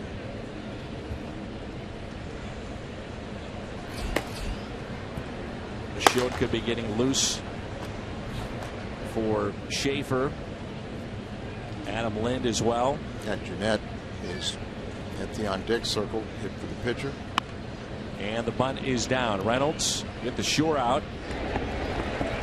Long covering the bag at first base.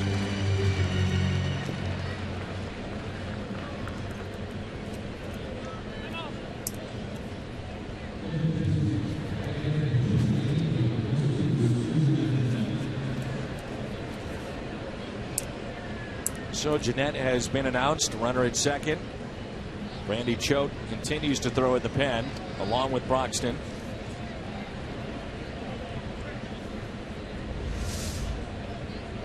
It's good form, barrel higher. Just let the ball come to you, catch it. Almost think of a glove being at the end of your bat. Just let the ball come to that glove, and then have soft hands would automatically deaden the ball. First pitch is a ball to Scooter Jeanette. 262 hitter this year.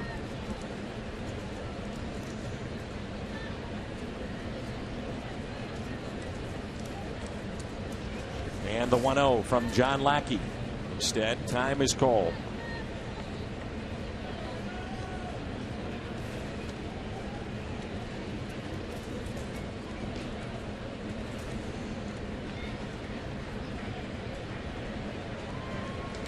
See the center fielder Hayward very deep. And that is 4 for 10.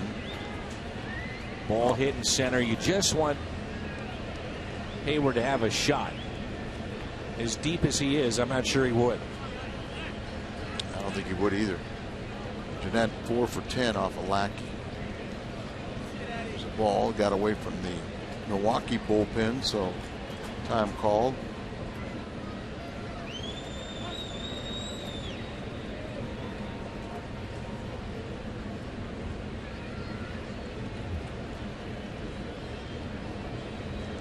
So runner at second is Martin Maldonado. 1 out, 2 balls, no strikes.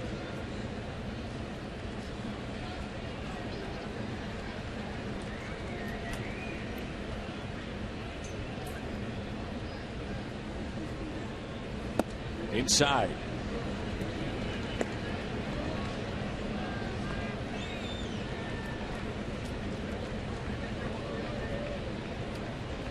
Lackey will pitch one more game in Atlanta, probably Saturday. That would give him at least 5 days rest if he would go in game 1 of the division series, which begins on Friday, October 9th. You know, Dan, there was some talk about expanding the playing-in game for a best 2 out of 3. I think it's way too much time in between for, you know, like you said, you know, the Cardinals. They're playing the start of the division series would be on Friday. I think the only way you could do it, if it was a best of 3, you'd have to have a doubleheader. I mean, even then, we're already playing in November. You know. 3-2 pitch, spoiled.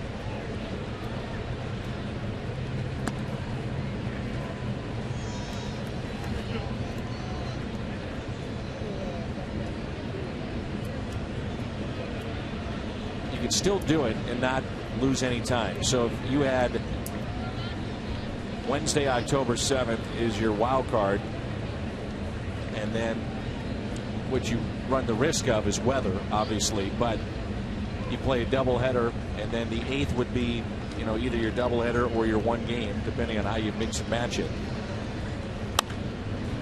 In the air, left field. Randall Grichuk makes the catch. It's not ideal, but it is something to think about. And I think, too, the one-game playoff, I mean, it just makes it so much more dramatic. Set up inside, ball's down and away, but gets underneath it, pops it up, no advancement by the runner at second.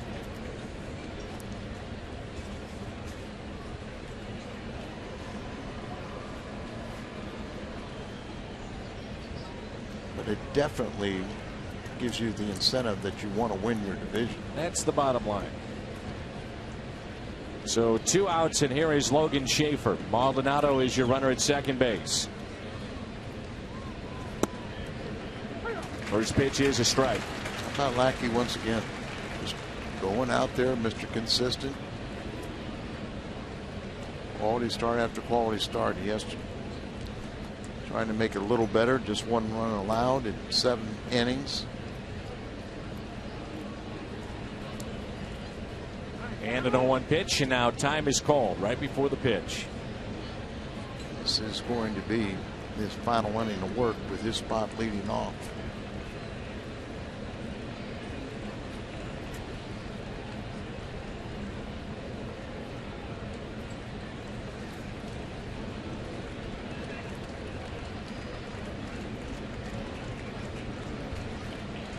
Maldonado is jumping out there, hopping around at second base. So surprised they didn't pinch run for Maldonado. Yes. And my thinking was, I guess he feels he wants to be covered because Lucroy is not considered a catcher anymore, at least for the immediate future. Ashley, who caught Friday night, but and also the same thing. Do they have an outfield arm that could throw him out on a base hit to the outfield either way? 2 balls, 1 strike. Schaefer is singled to right twice. 2 for 3. Pitch count very good for Lackey here today, only at 90.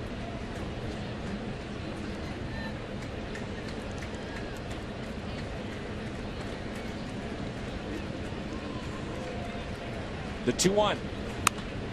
Hit down the right field line and yanked foul.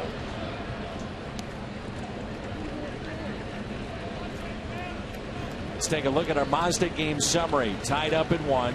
Loesch 2 innings in relief. Davis 1 for 2, a solo home run back in the 2nd inning. John Lackey still in this game. And Tony Cruz is 1 for 3 with an RBI.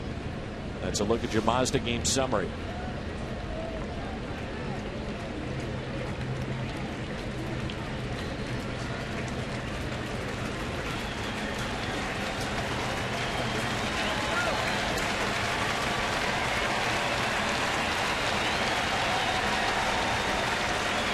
The 2-2. Little flare into shallow right. Piscotty is there. Lackey is through 7. Time to stretch on this Sunday afternoon from Busch Stadium.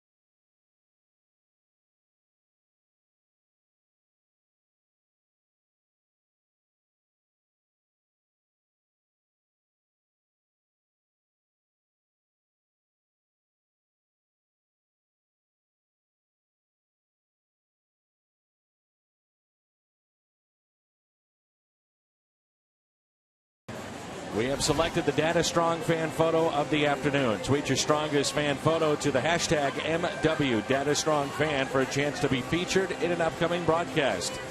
It's brought to you by T-Mobile. Matt Holliday will be the pinch hitter for St. Louis. And this is our Gateway Honda home run inning. If a Cardinals player hits a home run, the Gateway Honda dealers donate $1,000 to the Make-A-Wish Foundation. And Matt played the last 2 days back-to-back. Yesterday he had 2 doubles. And maybe just as important as he scored from second base. So running much better and a nice applause. You see Jeffress coming in here for his 70th appearance. 5-0, 2.53 ERA, and they're clapping for Matt Holliday.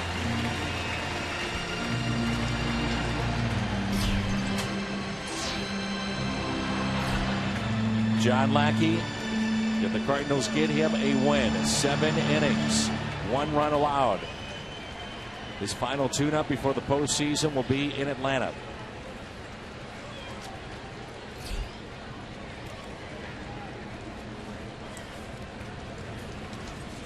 First pitch to Holliday is a strike.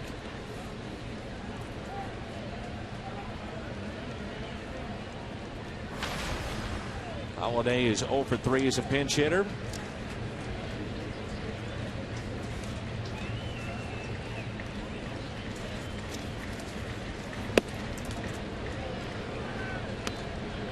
He's 3 for 7 with a home run against Jeffress.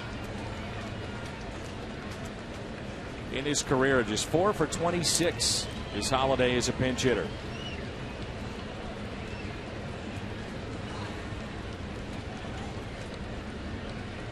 And the 0-2. Happy 21st birthday to Alex Ott, celebrating at the ballpark at the AT rooftop deck. Happy 21st to Alex Ott.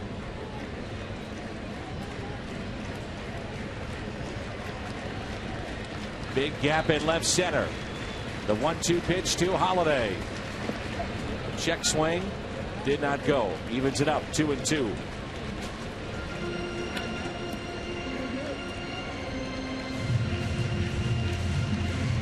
The rooftop seating is considered part of the seating of the ballpark when you tally it all up. And today it's over 45,000.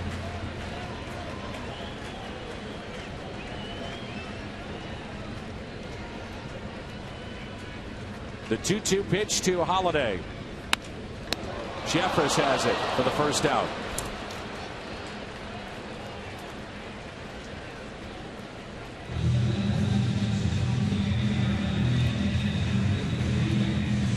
Matt Carpenter picked up his 42nd double to lead the senior circuit with a ground rule double into the bullpen back in the 5th. It's the bullpen of the Brewers. He's also lined out and also flied out. Happy 5th birthday to Jack Jaden Lingle. Happy 5th birthday to Jack Lingle.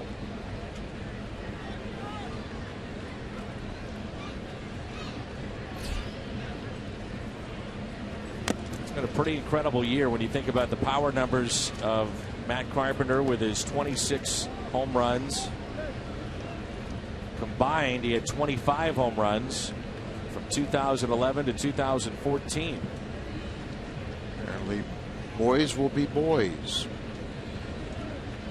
Some of them don't get along with their teammates. Papelbon and Bryce Harper got into a fight in the dugout. Papelbon reached out and grabbed Harper by the throat.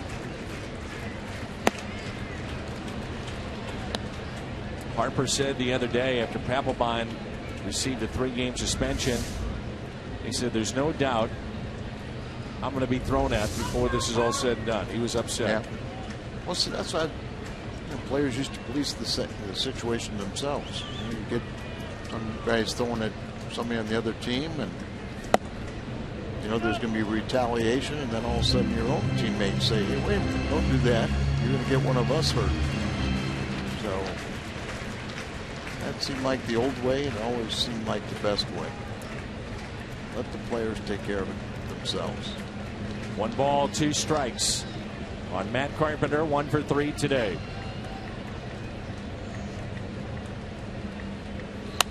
Spoiled. You are watching one of the best 2-strike hitters in all of baseball, Matt Carpenter.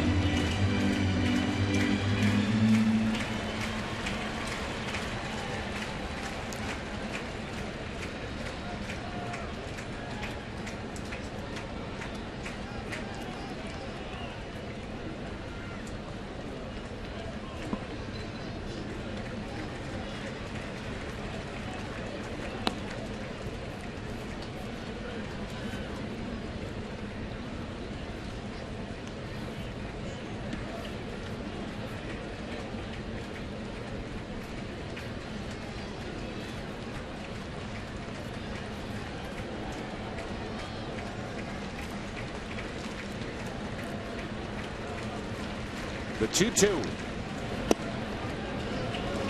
Stephen Piscotty on deck.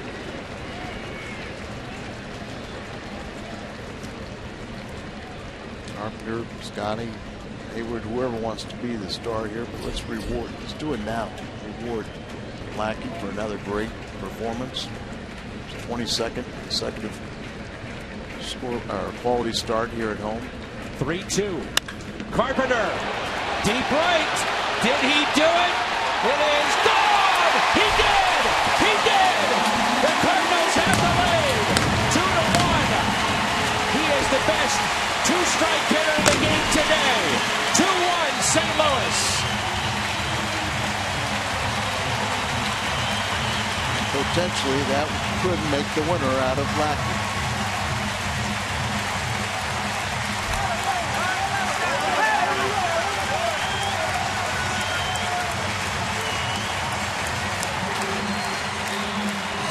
Martinez got to his spot.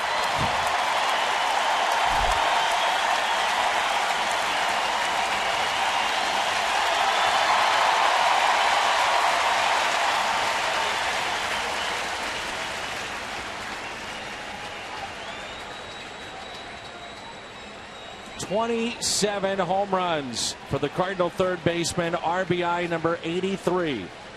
And it's a 2-1 St. Louis lead. A breaking ball taken by Piscotty. And he does it against a guy that is tough in Jeffress. Had him at 2 strikes, spoiled the pitch, worked the count, hits the home run.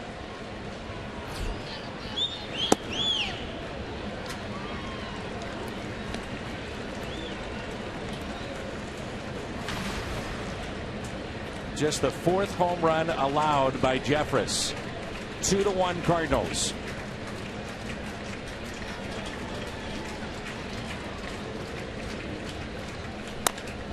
Pulled foul by Piscotty. Blow now, and good job by the bullpen. See Piscotty. It's his game, and now he's in line for the victory. What a victory it'd be for the Cardinals. 2-1 the count. Piscotty, high, drive, left field, back-to-back home runs. Stephen Piscotty, and it's 3-1.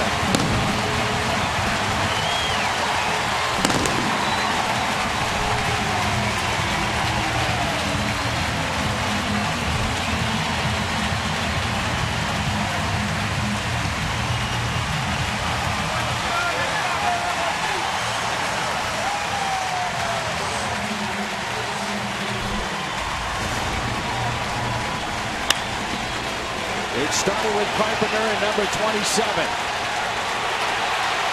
Then number 7 for Piscotty. The second time he's gone back-to-back. The other time was Peralta in this homestand. 3-1 St. Louis. It's the 3rd time this year they've gone back-to-back, and as you said, the 2nd time this homestand. A little breathing room for the bullpen now to help out Lackey.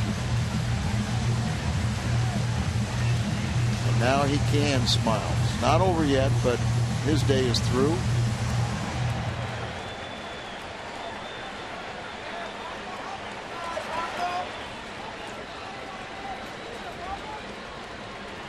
And now it is Hayward. Some excitement here at the ballpark. Don't stop now. 3-1 Cardinals. Hayward has been on base 3 times with a single and a pair of walks.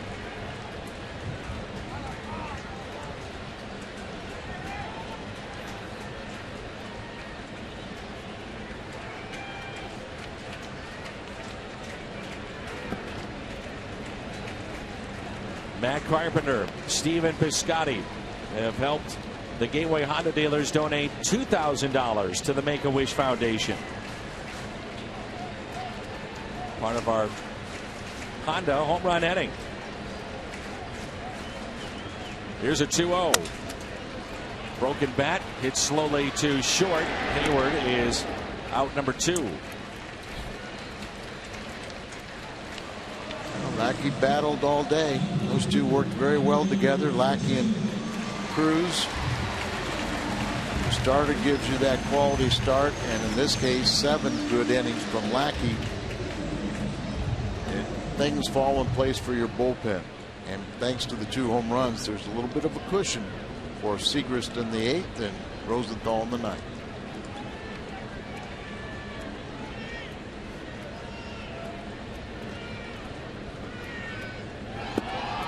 The most home runs hit by a Cardinal third baseman all time, Scott Rowland at 34 in 2004. Fernando Tatis had 34 in 1999. Kenny Boyer had 32 in 1960.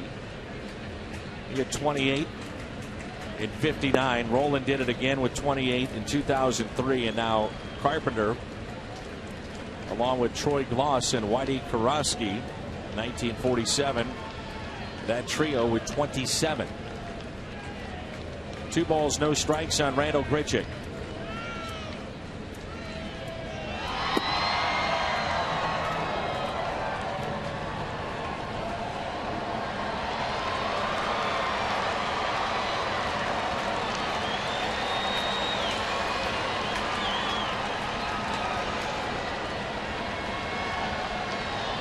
A 3-0.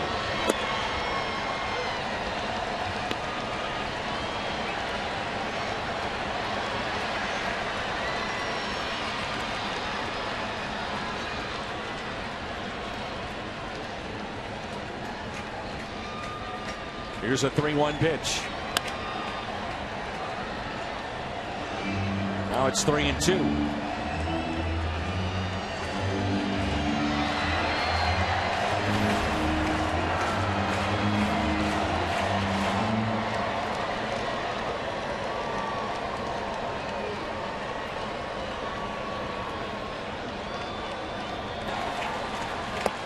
And a strikeout of Grichuk, but the Cardinals pick up 2 runs and break the 1-1 tie. Lackey can pick up a win again here at home. That is number 27 off the bat of Carpenter. Moments later, Stephen Piscotty with number 7 for the rookie. Having some fun here at Busch. 3-1 as we head to the 8th.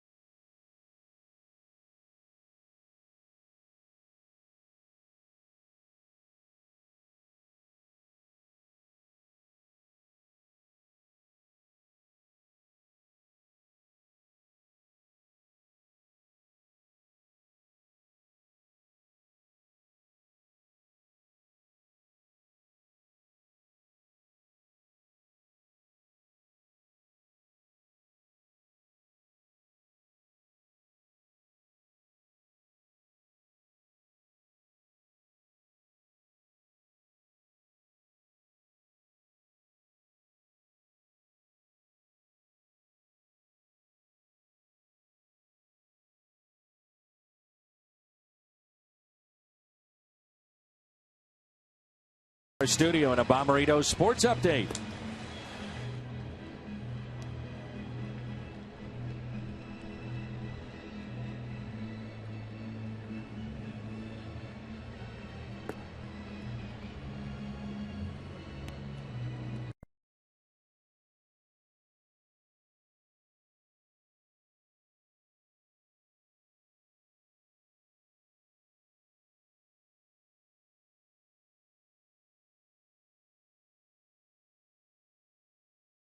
Apart a little bit down the stretch and losing home field advantage potentially for the playoffs as Carpenter and Piscotty have homered to give the Cardinals a 3-1 lead.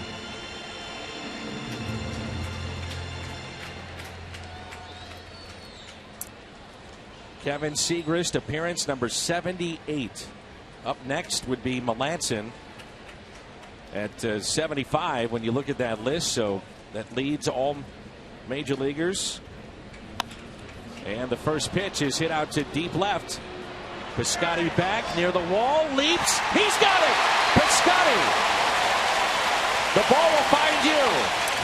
He's in left, and he makes the catch. Outstanding play from the rookie. He hits one and maybe just took one away here today. And that's another aspect of the game that you think that Piscotty is going to be a really good two-way player. You know, he's play all the outfield positions. Obviously can play first base. Originally was signed as a third baseman. He scales up the wall, gets the glove over the home run fence, and brings it back in. Not sure it would have stayed over, but might have hit on top and I think it was done gone either way. Yeah, I would think that it probably would have hit and maybe on the fence and scooted over, but I like it better in his glove. How good is this guy? I mean, he has had such an impact here in the second half with this team.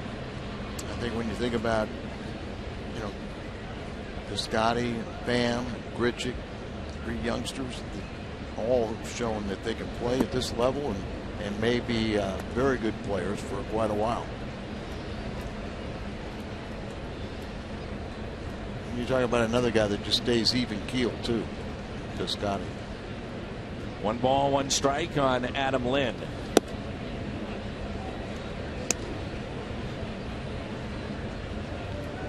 Tommy Pham has contributed in a big way here down the stretch. The rookie for St. Louis.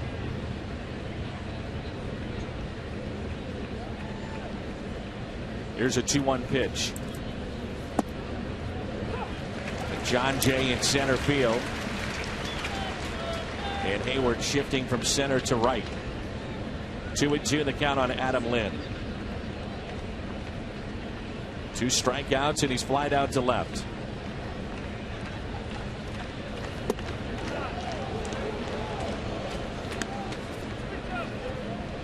Broxton continues to throw in the Cardinals' pen. We may see history today before it's all said and done. Trevor Rosenthal a chance to pick up the single season saves record in Cardinals history. 3-2 pitch. And he walked him. So the tying run will come to the plate. Non-stop action, heart-pounding excitement, historic performances. Don't miss the 2015 postseason. Beginning October 6th, just head to MLB.com/postseason for a full schedule. Davis 1 for 1, a double off of Segrist. And remember earlier this year he had a 2-run homer off of Jonathan Broxton that won a game for Milwaukee. Very dangerous man here. I remembered it, didn't want to remember. Davis had the home run earlier, number 25. He is lined out and was intentionally walked in the 6th. Typical Lackey performance. You got to get him in either the first or second inning, and then he settles in. And you know, usually after the first or second, it shutouts the rest of the way, and that's what happened today.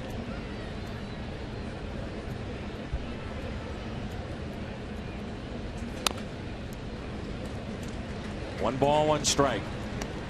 Kevin Segrist speaking recently about an improved move, which we've talked about since spring training, but also improved with his off-speed pitches. Change up, breaking ball, much more effective. Going to have some late life on his fastball, too. Here's a 1-1 pitch. 1-2 the count on Davis. Now, many of you have been watching the Rams and the Steelers. Welcome into Cardinals baseball. You've tuned in at the right time and saw some excitement. The back-to-back home runs. Cardinals wrapping up the home portion of their schedule. Now, Dan, if they win this game, it'll be a 99th win this year.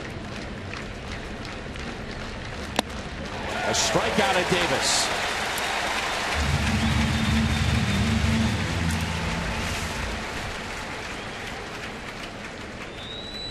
There, just overpowers Davis.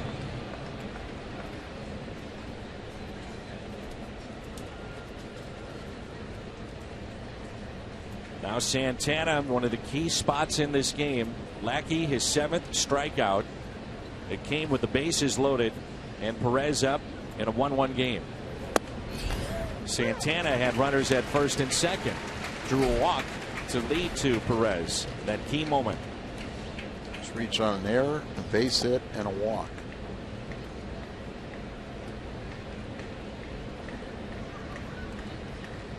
Here's the 0-1 pitch. You're going to see Stephen Piscotty trot in from left field, and those fans behind the dugout will give him a huge ovation, a standing ovation, when he comes in after taking the home run away from Gene Segura.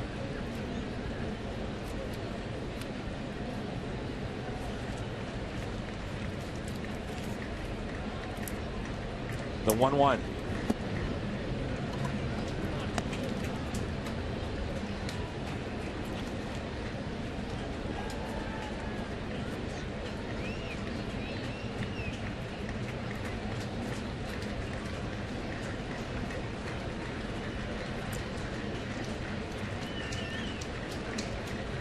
The 2-1 pitch. Fought off into shallow center field. And this will be Jay with a sliding catch. Nice play, John Jay. The defense bailing out Segrist. And in particular, Stephen Piscotty and John Jay. He trots in and a nice ovation. Midway through 8, 3-1 St. Louis.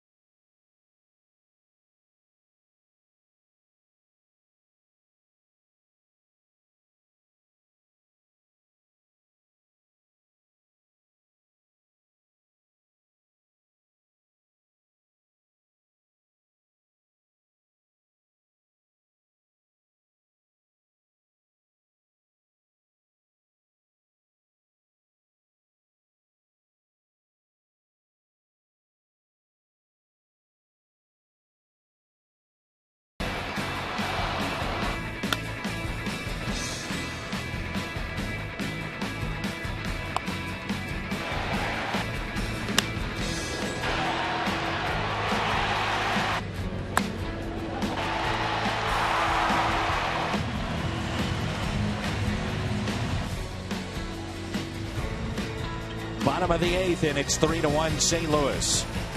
The final home game of 2015. These fans have been treated to some excitement here today, looking to go to 31 games above 500 here at home to finish up the season. Trevor Rosenthal begins to throw, and what could be a save opportunity for him. Mark Reynolds, first plate appearance. Then we'll see Colton Wong and Greg Garcia. Check that J. And the first pitch is taken for a ball.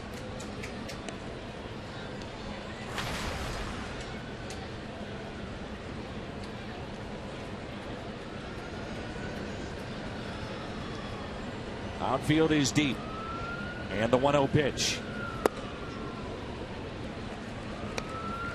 Looking ahead to the 9th, the Brewers will have Perez, Maldonado, and Rivera. Not that nice little message. Guy that's been around a lot of teams, but chose St. Louis to come here as a backup player for less money because he wanted to be on a winner. It looks like his wish is going to come true.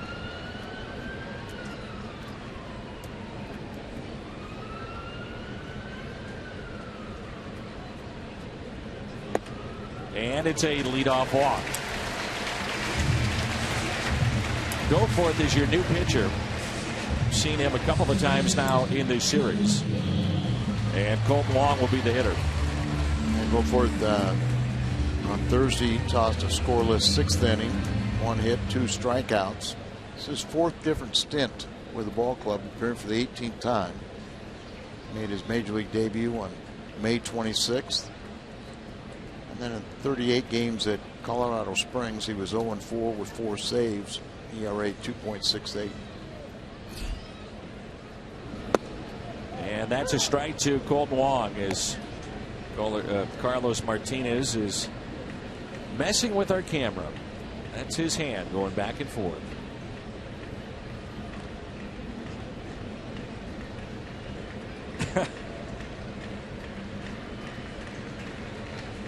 Here's an 0-1 pitch. That's Tony West, our crew who runs that robotic camera. It's amazing how small Tony can become to get down underneath that tarp. Many thanks to the men and women of our crew. Long days, hot days. They get here early, they leave late. We can't thank them enough for everything they do to help us bring you Cardinals baseball. How about the comments what Brian Anderson said? Milwaukee Brewers play-by-play man, but also was the play-by-play man yesterday on the Fox 1 sportscast, and got a chance to work with our crew and just said they are the best. We could have told him that, but he found out for the. There you see Brian on your right, and just had high praise for the St. Louis crew doing the Fox 1 game yesterday.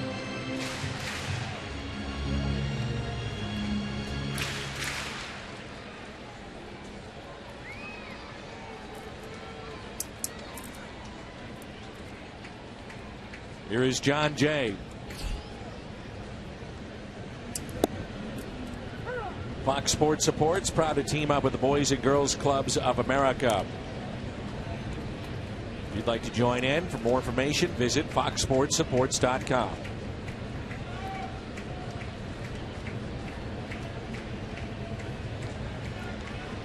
Leadoff walk, and Reynolds is at first, 1 out. And a ground ball, chance at 2. Out at second. Segura fires a strike to first. 3-1. We head to the 9th. Rosenthal coming on when we come back.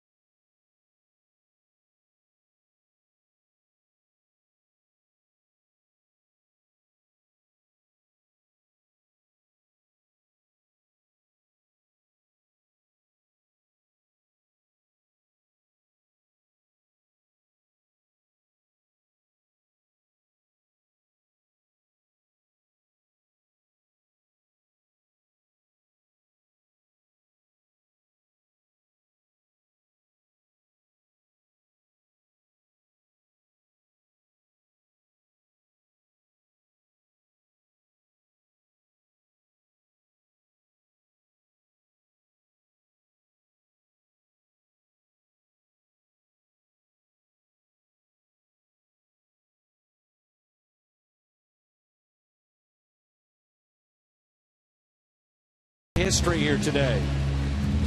Looking to get save number 48, which would be a franchise record single season. He is tied currently with Lee Smith back in 1991 with 47. Isringhausen matched him with 47, the club's all-time saves leader. And now Rosenthal looking for number 48. John Lackey went 7 innings, gave up 1 run, 5 hits, walked 2, struck out 7. Cardinals trying to make him a 14-game winner, reduce the magic number to 4, and pick up win number 99. Here is Shane Peterson. First pitch, swung on and missed at 96.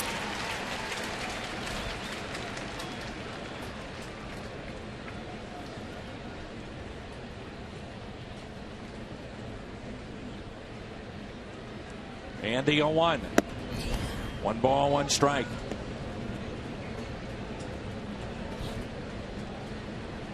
Three to 1 Cardinals. Back-to-back home runs in the bottom of the 7th. Carpenter and Piscotty. Little fly ball into shallow right, and the tying run is on.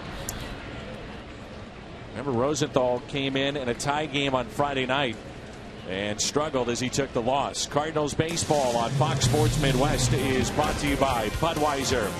Make a plan to make it home. And by Ford, the official cars and trucks of the St. Louis Cardinals.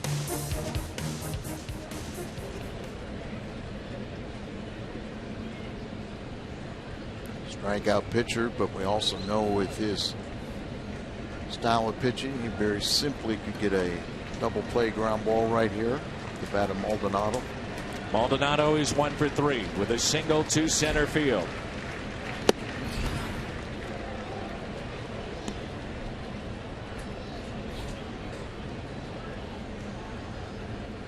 Rosenthal has converted 21 saves in a row. Both blown saves this season have been against Pittsburgh. And much of that damage was done by Jung Ho Kang, who is lost for the year. And did it hit him? It sure did. No, it didn't. It hit the bat, foul ball, but boy, you're right. He could have sold that a little bit better. I think you and I both would have bought it. Comes in running in. Got out the bat, might have pinched his finger a little bit, but game is so fast. It's hard to pick up. Yeah. Replay, I'm sure, would have shown a foul ball, but still, if he sells it, you never know. Here's a 1-1 pitch. 2 balls, 1 strike. Mark Melancon leads in saves in the National League with 51. Rosenthal at 47. Familia of the Mets with 42. Kimbrough with 38. You have the 3-game Pittsburgh series, and on Thursday you have your off day. 2-2. You're hopeful that it'd be such a quick and efficient inning here. Pick up the save, and with the possibility of being able to pitch in all 3 games in Pittsburgh.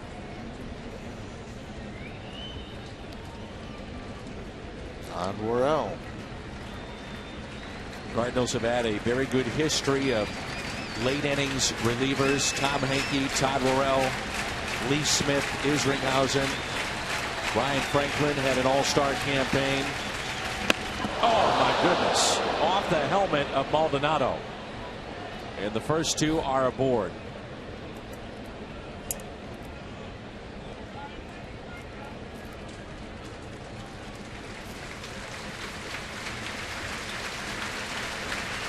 Rosenthal did not look comfortable on Friday night, and the first 2 have reached here on Sunday afternoon. Here the ball just take off running. Gets him in the helmet. Maldonado down, but then gets up, slowly walk to first base. They'll replace him with a pinch runner. That Michael Reed.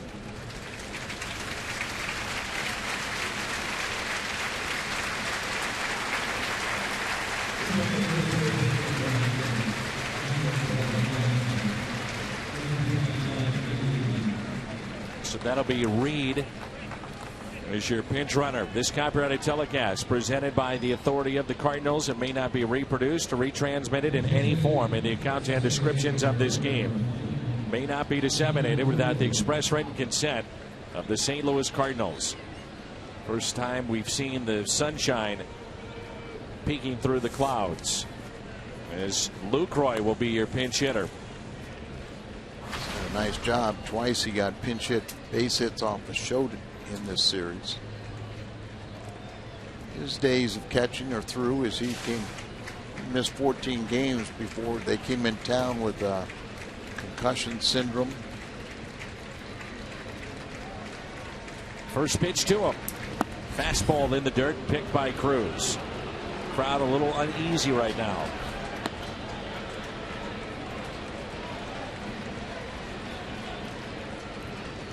And Mike Matheny take a slow walk out to the mound and disrupt this rhythm that Rosenthal is in.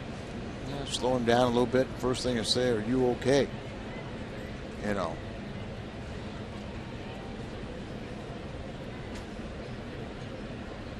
And you sit there and say, okay, if you're okay, go get that save for us. Historic, but you got to remember, you got to do it in quick fashion. He's already thrown 9 pitches. Matheny has the conversation with Rosenthal. Then he looked at Cruz as those two were breaking the meeting. It looked like he said, "Is he all right?" So one guy that would really know is your catcher. Yeah, I'd say Mike knows that too. Been in that situation. You want to show confidence to your closer, but you also want to be honest for your manager. Here's a 1-0 pitch to Lucroy. Misses on the outside corner. That looked awfully good, but Cruz turned around and asked for it. Set up away, and it is just a little bit offside.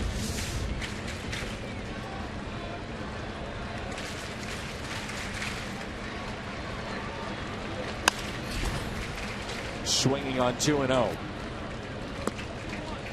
I know there's some fans that say, why would he do that? He's just given up a base hit a man, gone to 2-0. Many believe that's when you do swing in the specialization of the game. You might get one pitch to hit. And I mean, even more so, if you're going to have a tendency to kind of ease a pitch in there and not throw a maximum effort, but be in a pitch like that trying to get that strike. The 2-1. And the runners advance to second and third, and a base hit could tie this game. So Rosenthal has his work cut out for him. Wild pitch charged to Rosenthal. The count goes to 3-1. Mark Cruz tried to get a little better, but all of a sudden when he moved like that, tried to backhand it. How costly is that wild pitch? He just doesn't look like he's got that mannerisms that he's in complete charge on the mound. 3-1 pitch, and the bases are loaded.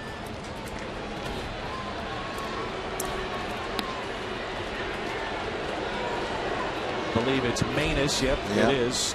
Seth Manus getting loose in the pen for St. Louis. Remember the Houdini act that Manus did, escaping after Cishek had walked the bases loaded in Phoenix and got out of that jam without a run being scored.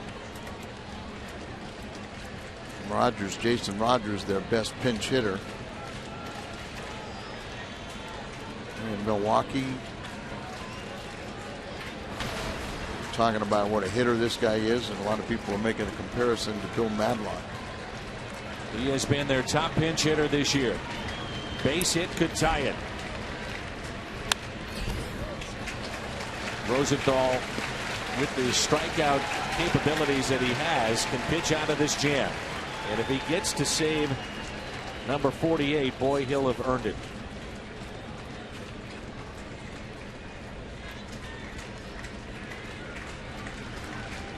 The 0-1. A shot into deep center field. This ball is gone. It's a grand slam, and Milwaukee has the lead.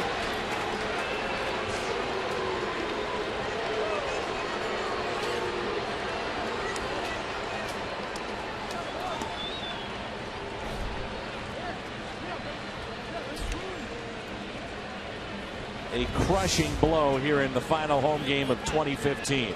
Wanted it away, left it in the middle. Gave up only his second home run on Friday night. Lost that ball game, and now he gives up his third. And jeopardy for the same fate.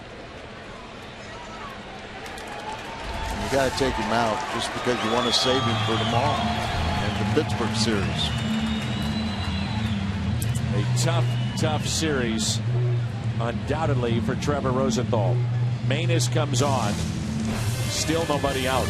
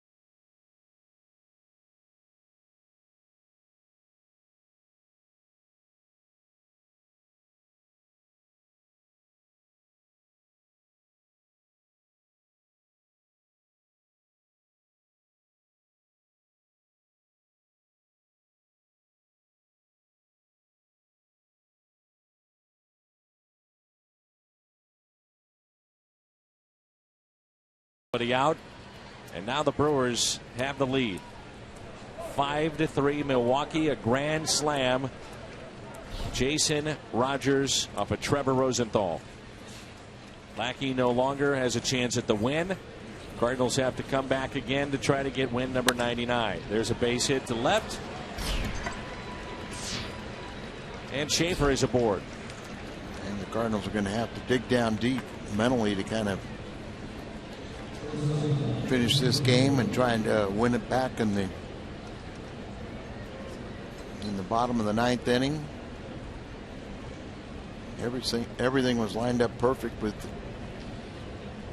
Lackey's 7 innings. Just gave up the 1 home run in the 2nd inning. Then you had Seegers in the 8th. Bunt attempt, and Cruz pounces on it for the first out.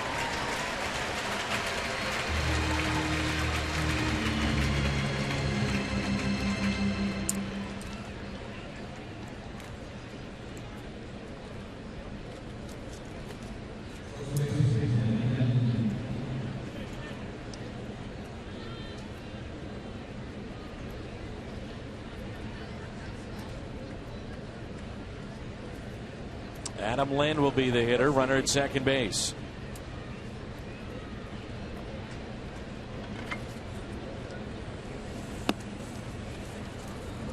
A walk him, and we will see Davis. Set up the double play. This crowd is stunned. So are we.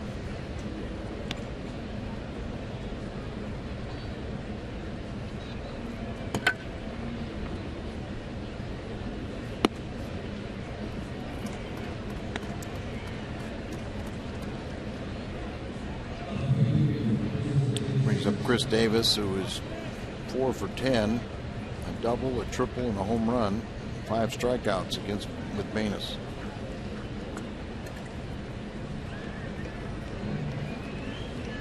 Chance to reduce the magic number to 4 here today.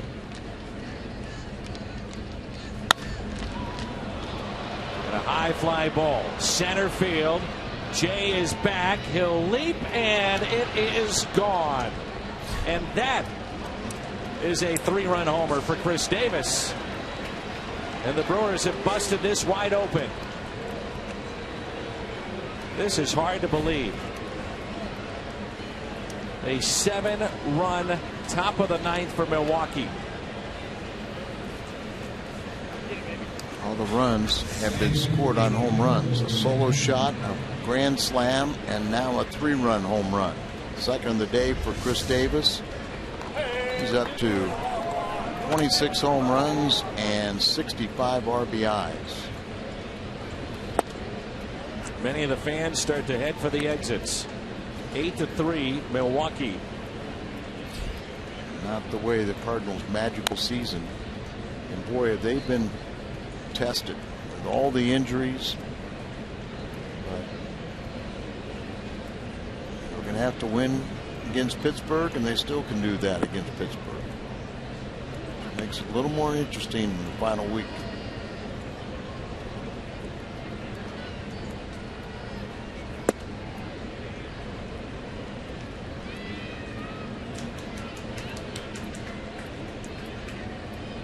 Three and one the count.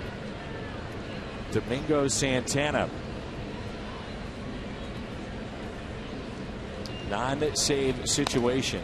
Didn't think I'd be saying that, and because of that, the left-hander begins to throw, and Rodriguez sits down. I kind of thought they'd bring him in anyway, close out the deal. And a ground ball that's hit to short.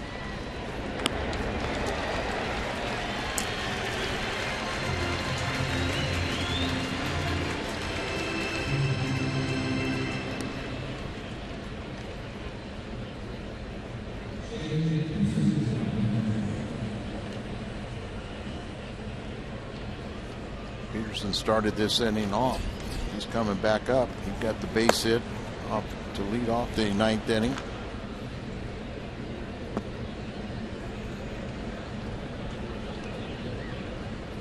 Former Cardinal farmhand was used as part of the deal in the trade to get Holiday.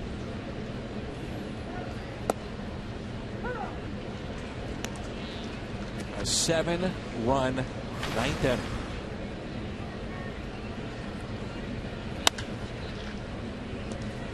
8-3 Milwaukee.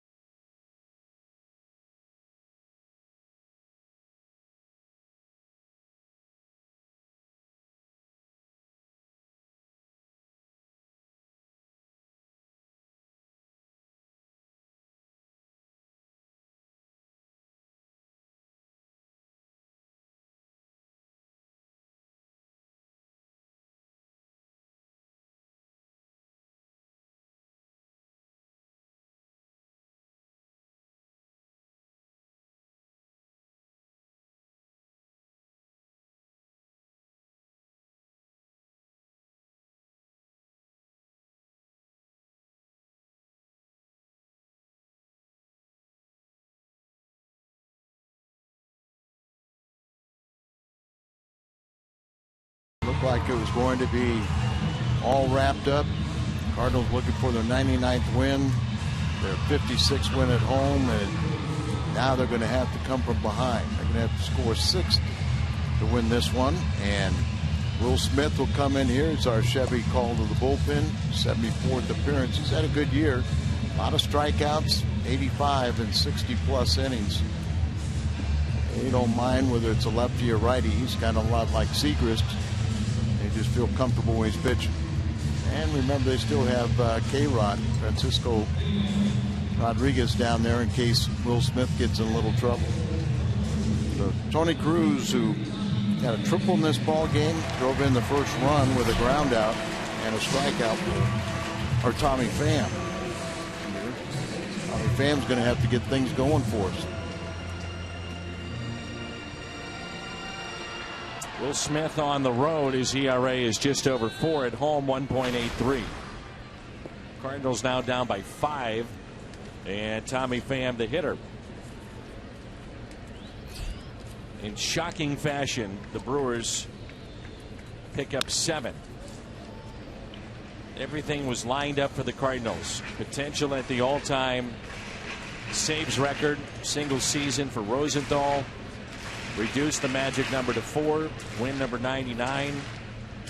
John Lackey's 14th. Big breaking ball drops in for a strike. And instead, the Cardinals trail by 5 here in the bottom of the ninth.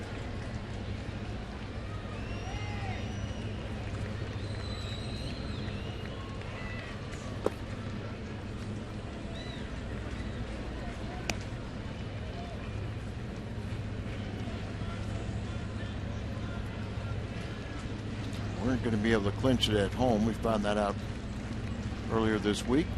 Have to do it on the road. And a 1-2. Brewers have to be sick of seeing Tommy Pham. Put on a show in Milwaukee, didn't he? And here he gets things started for the Redbirds here in the ninth. The emotional swing that Cardinals going down, the showdown in Pittsburgh starting tomorrow, and you think you're going to have this victory.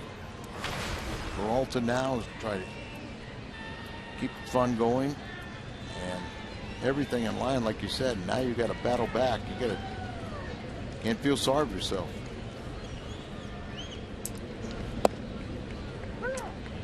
I would imagine the relievers for Craig Counsell have a short leash in front of K-Rod. They're not going to let this one get away. No. They may get away from him, but they're not. They're going to pull out all the stops. Peralta hits a high fly ball. Left center. The catch is made. Pham stays put at first. Let's turn to our Budweiser player of the game, and it's Jason Rogers with his grand slam off of Trevor Rosenthal. And after that, it was a 3-run homer by Davis. Rogers, our Budweiser player of the game.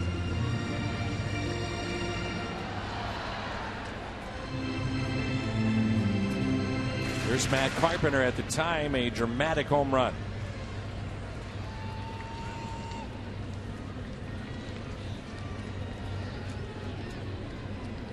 And that broke a 1-1 tie. Made it 2-1, then Piscotty made it 3-1. There's a strike.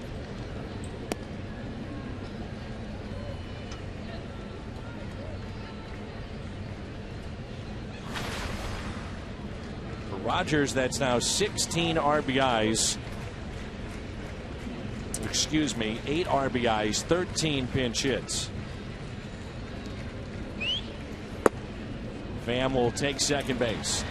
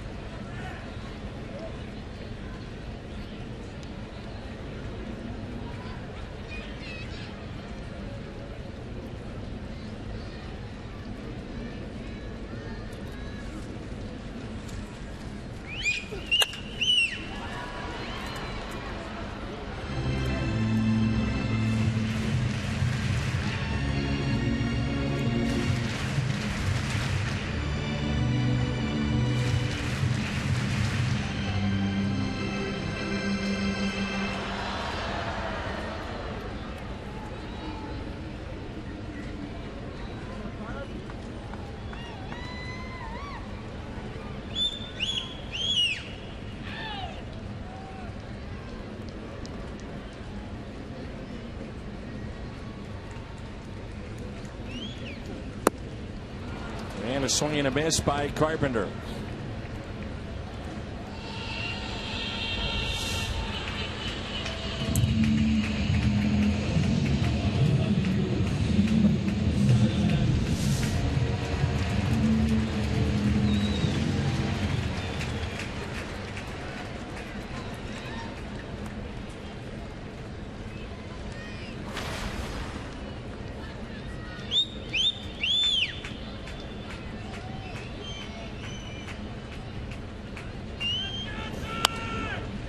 And the final hope is Stephen Piscotty.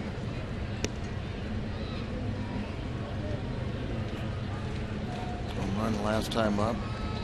Gave the Cardinals a 2-run cushion. Follow up Carpenter's home run. Thought we were okay. 2 outs. Man at second base is Tommy Pham.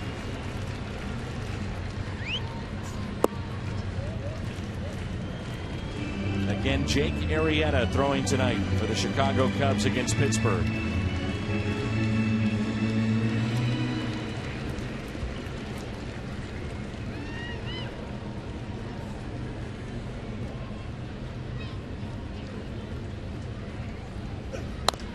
And a ground ball that's pulled foul, and it's 1-2.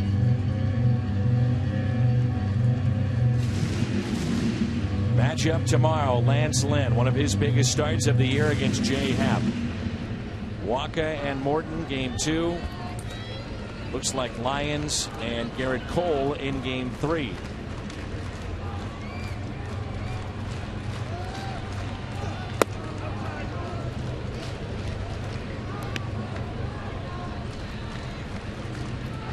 Happ, by the way, against St. Louis, a record of 2-8.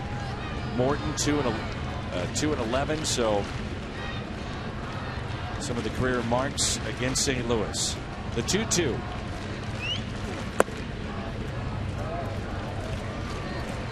Jason Hayward on deck.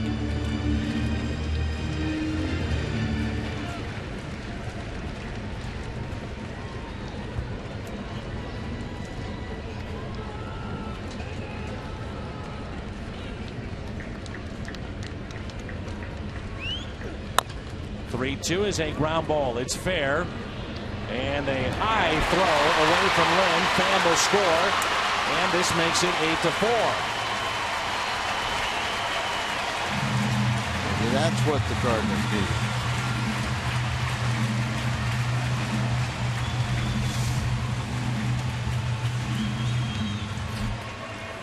need. Rogers have hit the slam now at third base, and airmails first baseman, goes down the line. Pham's able to come around to score. Extends this game a little further. Just keep on battling, guys. Brandon Moss has moved to the on-deck circle if Hayward can extend the ball game.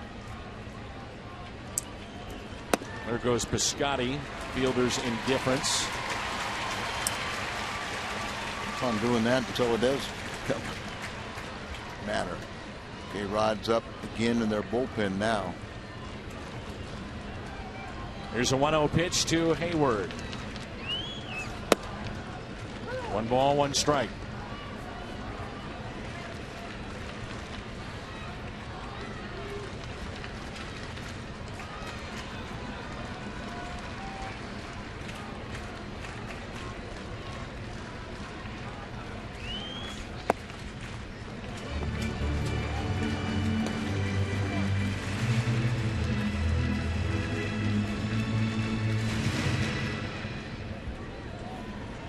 Hayward with a pair of walks, a single, and also grounded out to short. The 2-1 pitch.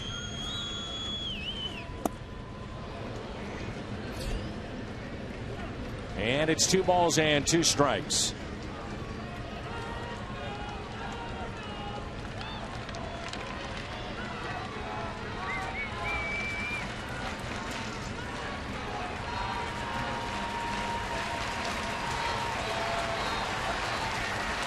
Hayward trying to extend the afternoon. The 2-2. Little chopper slowly hit. He may beat this out. And he will. Never know, Danny. Shocking is their 7-run top of the ninth. But it shocked the world if the Cardinals come back. Put your head down and run, and it paid off. And it looks like they're going to the bullpen now and bring in K-Rod. So 2 hits, 2 walks for Hayward. Craig Counsell wasting no time now. Francisco Rodriguez coming on to face Brandon Moss when we come back.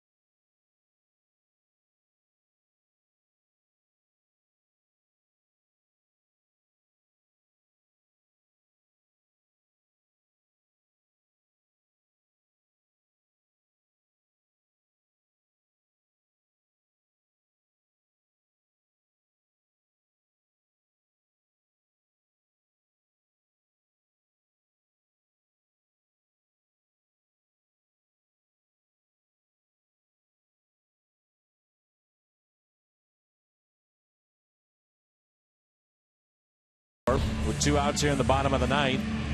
And it's our Chevy called to the pen. Francisco Rodriguez, statistically one of the great closers in the history of baseball. 36 out of 38 in the saves department. 7th on the all-time saves list with 384 saves. 6 away from Dennis Eckersley.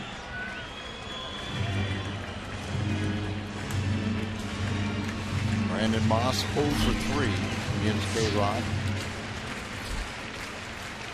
Somehow, some way, keep it going. Keep the line moving. So 2 on. Brandon Moss at the plate.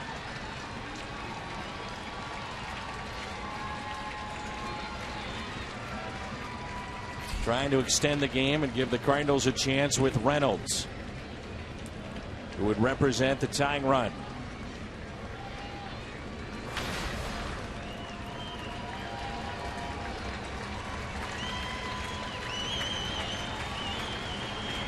Runner goes and the pitch is a ball.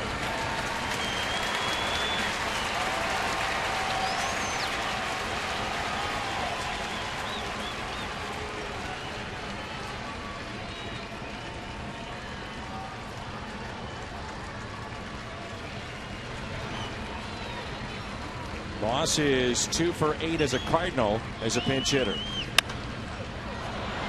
And he pops it up a mile high into shallow left field. Who wants it? Catch is made.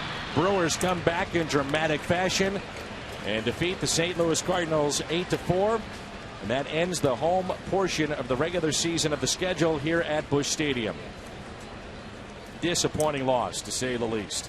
Tough loss right here. But you got to play tomorrow. You got to turn it around, because those 3 games in Pittsburgh and then the 3 in Atlanta are going to determine the Central Division champion. Jason Rogers pinch hit grand slam.